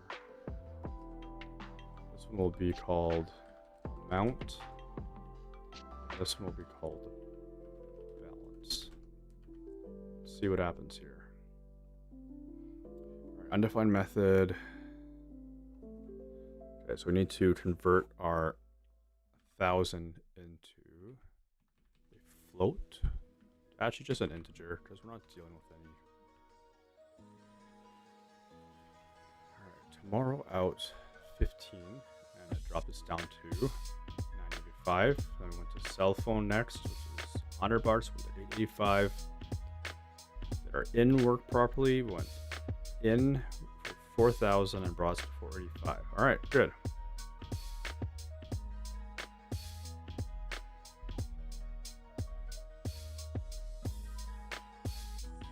Let's now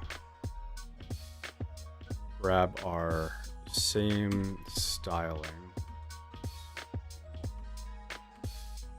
Go to index.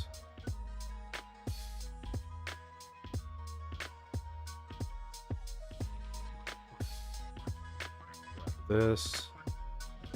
We already got that actually. So what I need to do now is head to item. That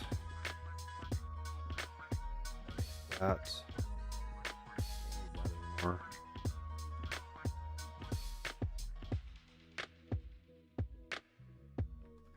This. Okay. Let's go justify between for the moment.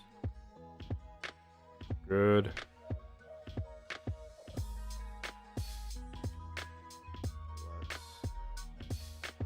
Class NB8. Let's also go BG whites rounded XL.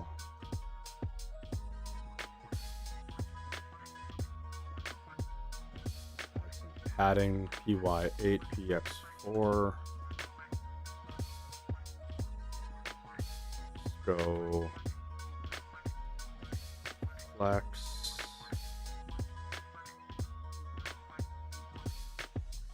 Let's do class grow and close that out. Let's set a background. Let's go over to my edit, item edit.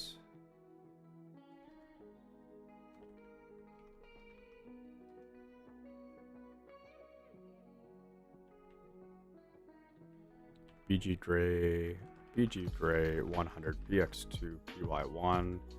Let's also grab this button here and we'll replace that here. Go like this.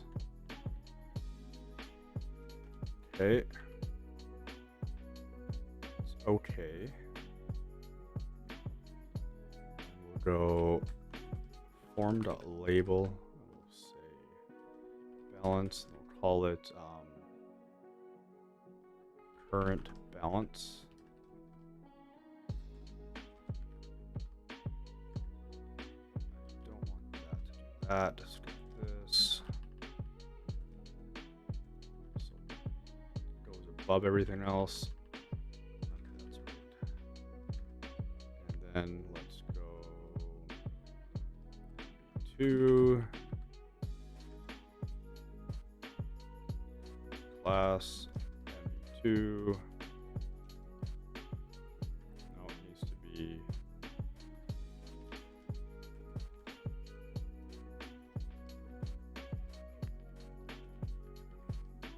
okay, too much. Go down here. Let's bold that.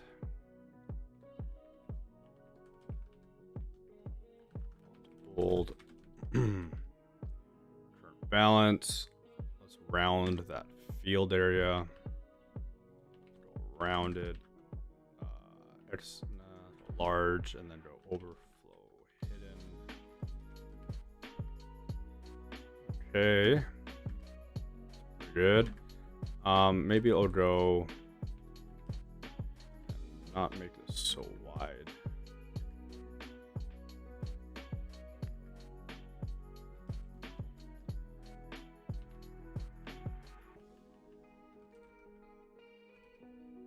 Let's go MX auto max width XL. Even that's pretty big. Okay, can we actually small that? All right, cool. Let's also go like this.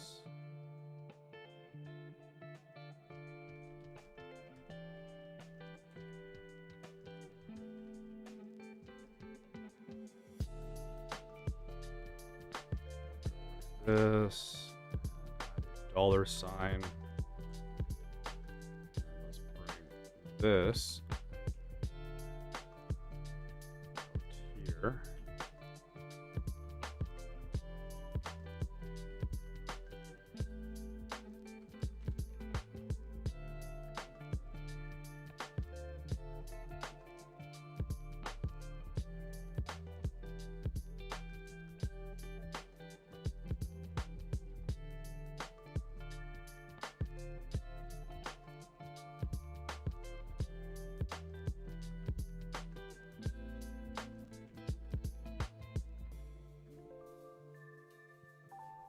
Okay. Let's go items center.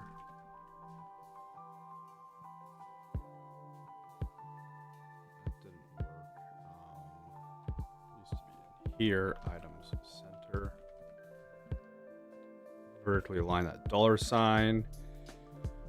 Let's change this to this so we can give some padding.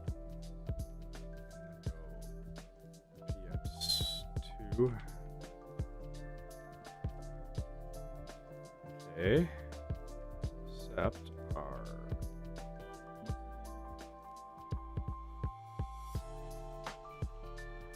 background isn't applied to the field anymore.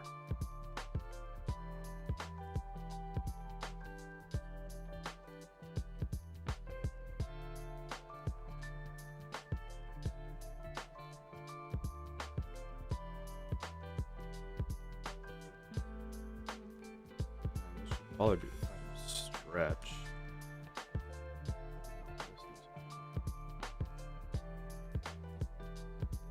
Stretch.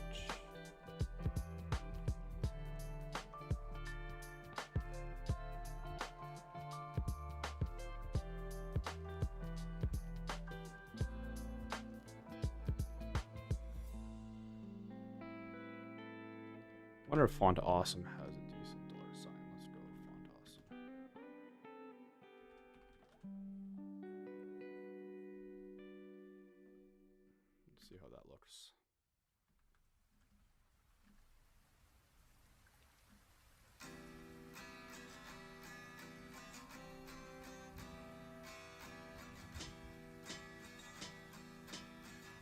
No, I honestly prefer just a regular one.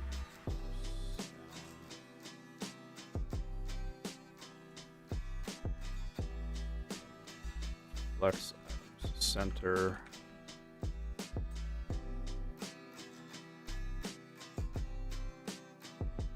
Alright, that's pretty decent. Maybe I will actually make this a little darker so it's clear that you can't change that.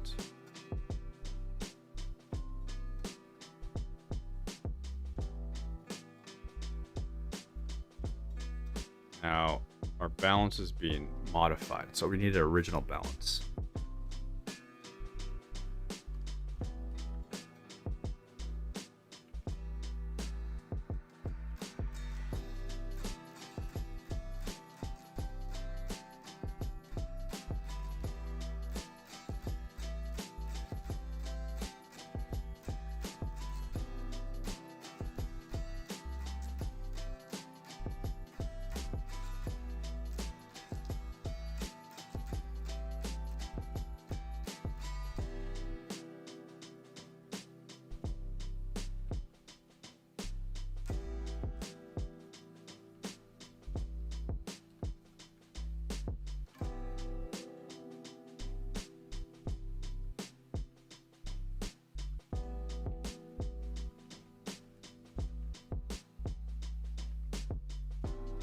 Okay, so 5,000 changes, and there we go.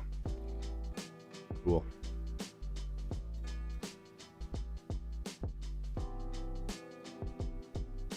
Let's then go type this in. So that does that. So let's go strip out any commas, or any other non-characters.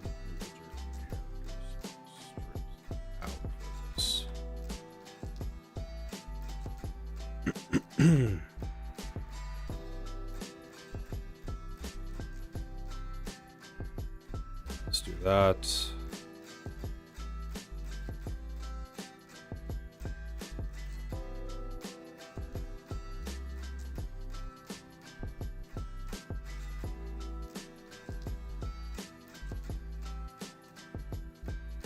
Should be able to go with a comment in here now.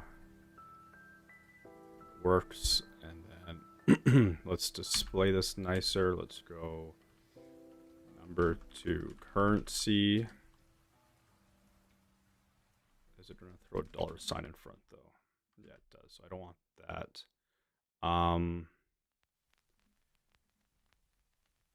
Okay. I have this field, but I don't want the $sign in the value that, which is what the number to currency method does.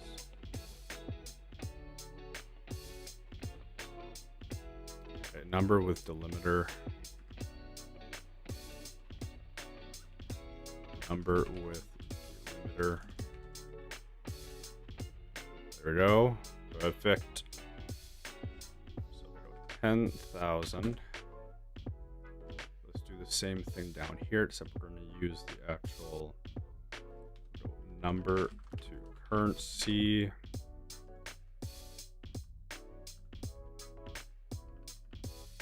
Number to currency. All right. Cool.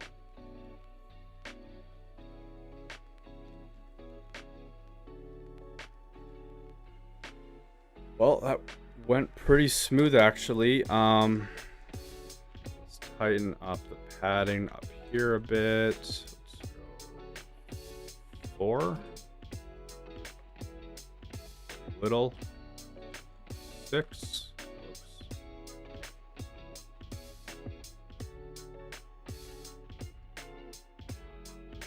Let's go PB6.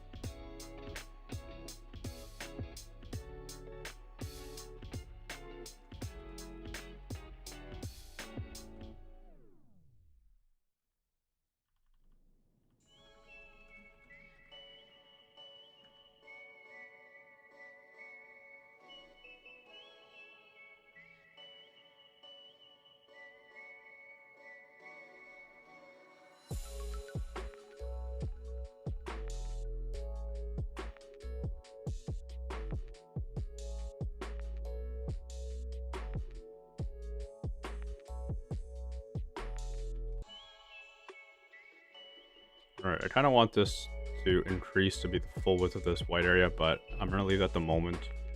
Do I like that, or do I like it white all the way across? Go back to that.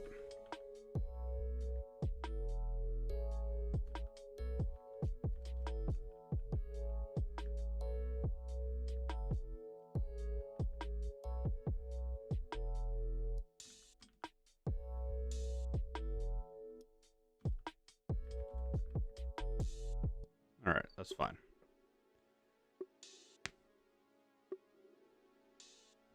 Okay, so I'll want to add some headings here, just saying item name, direction, item amount, and then the balance.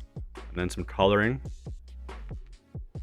so that when we have in and out, or if it goes below 0, it'll indicate it's below 0.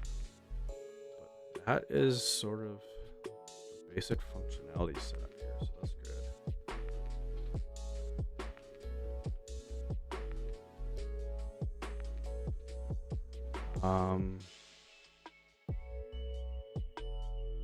Add a shadow here. Okay, good. Well, that's a good start. Oh, what happened here?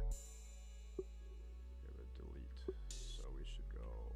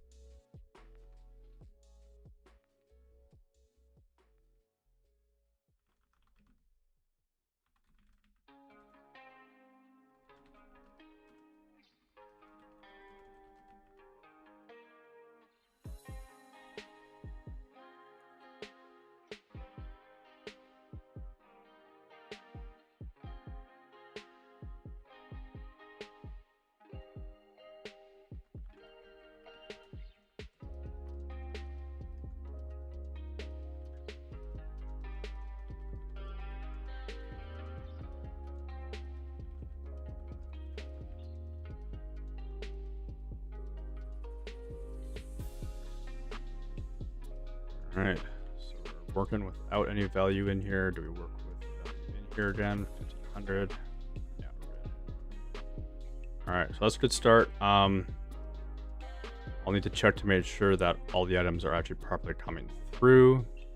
Calculations are looking correct here. So that's good. And I'm gonna sign off. That's it for tonight. Been at it for like over 2 hours. Jeez. Okay. Yeah, it's time to sign off. So yeah, next time I'm gonna keep at this forecast. We'll clean it up, make it look nice, and yeah. All right. Well, thanks for watching.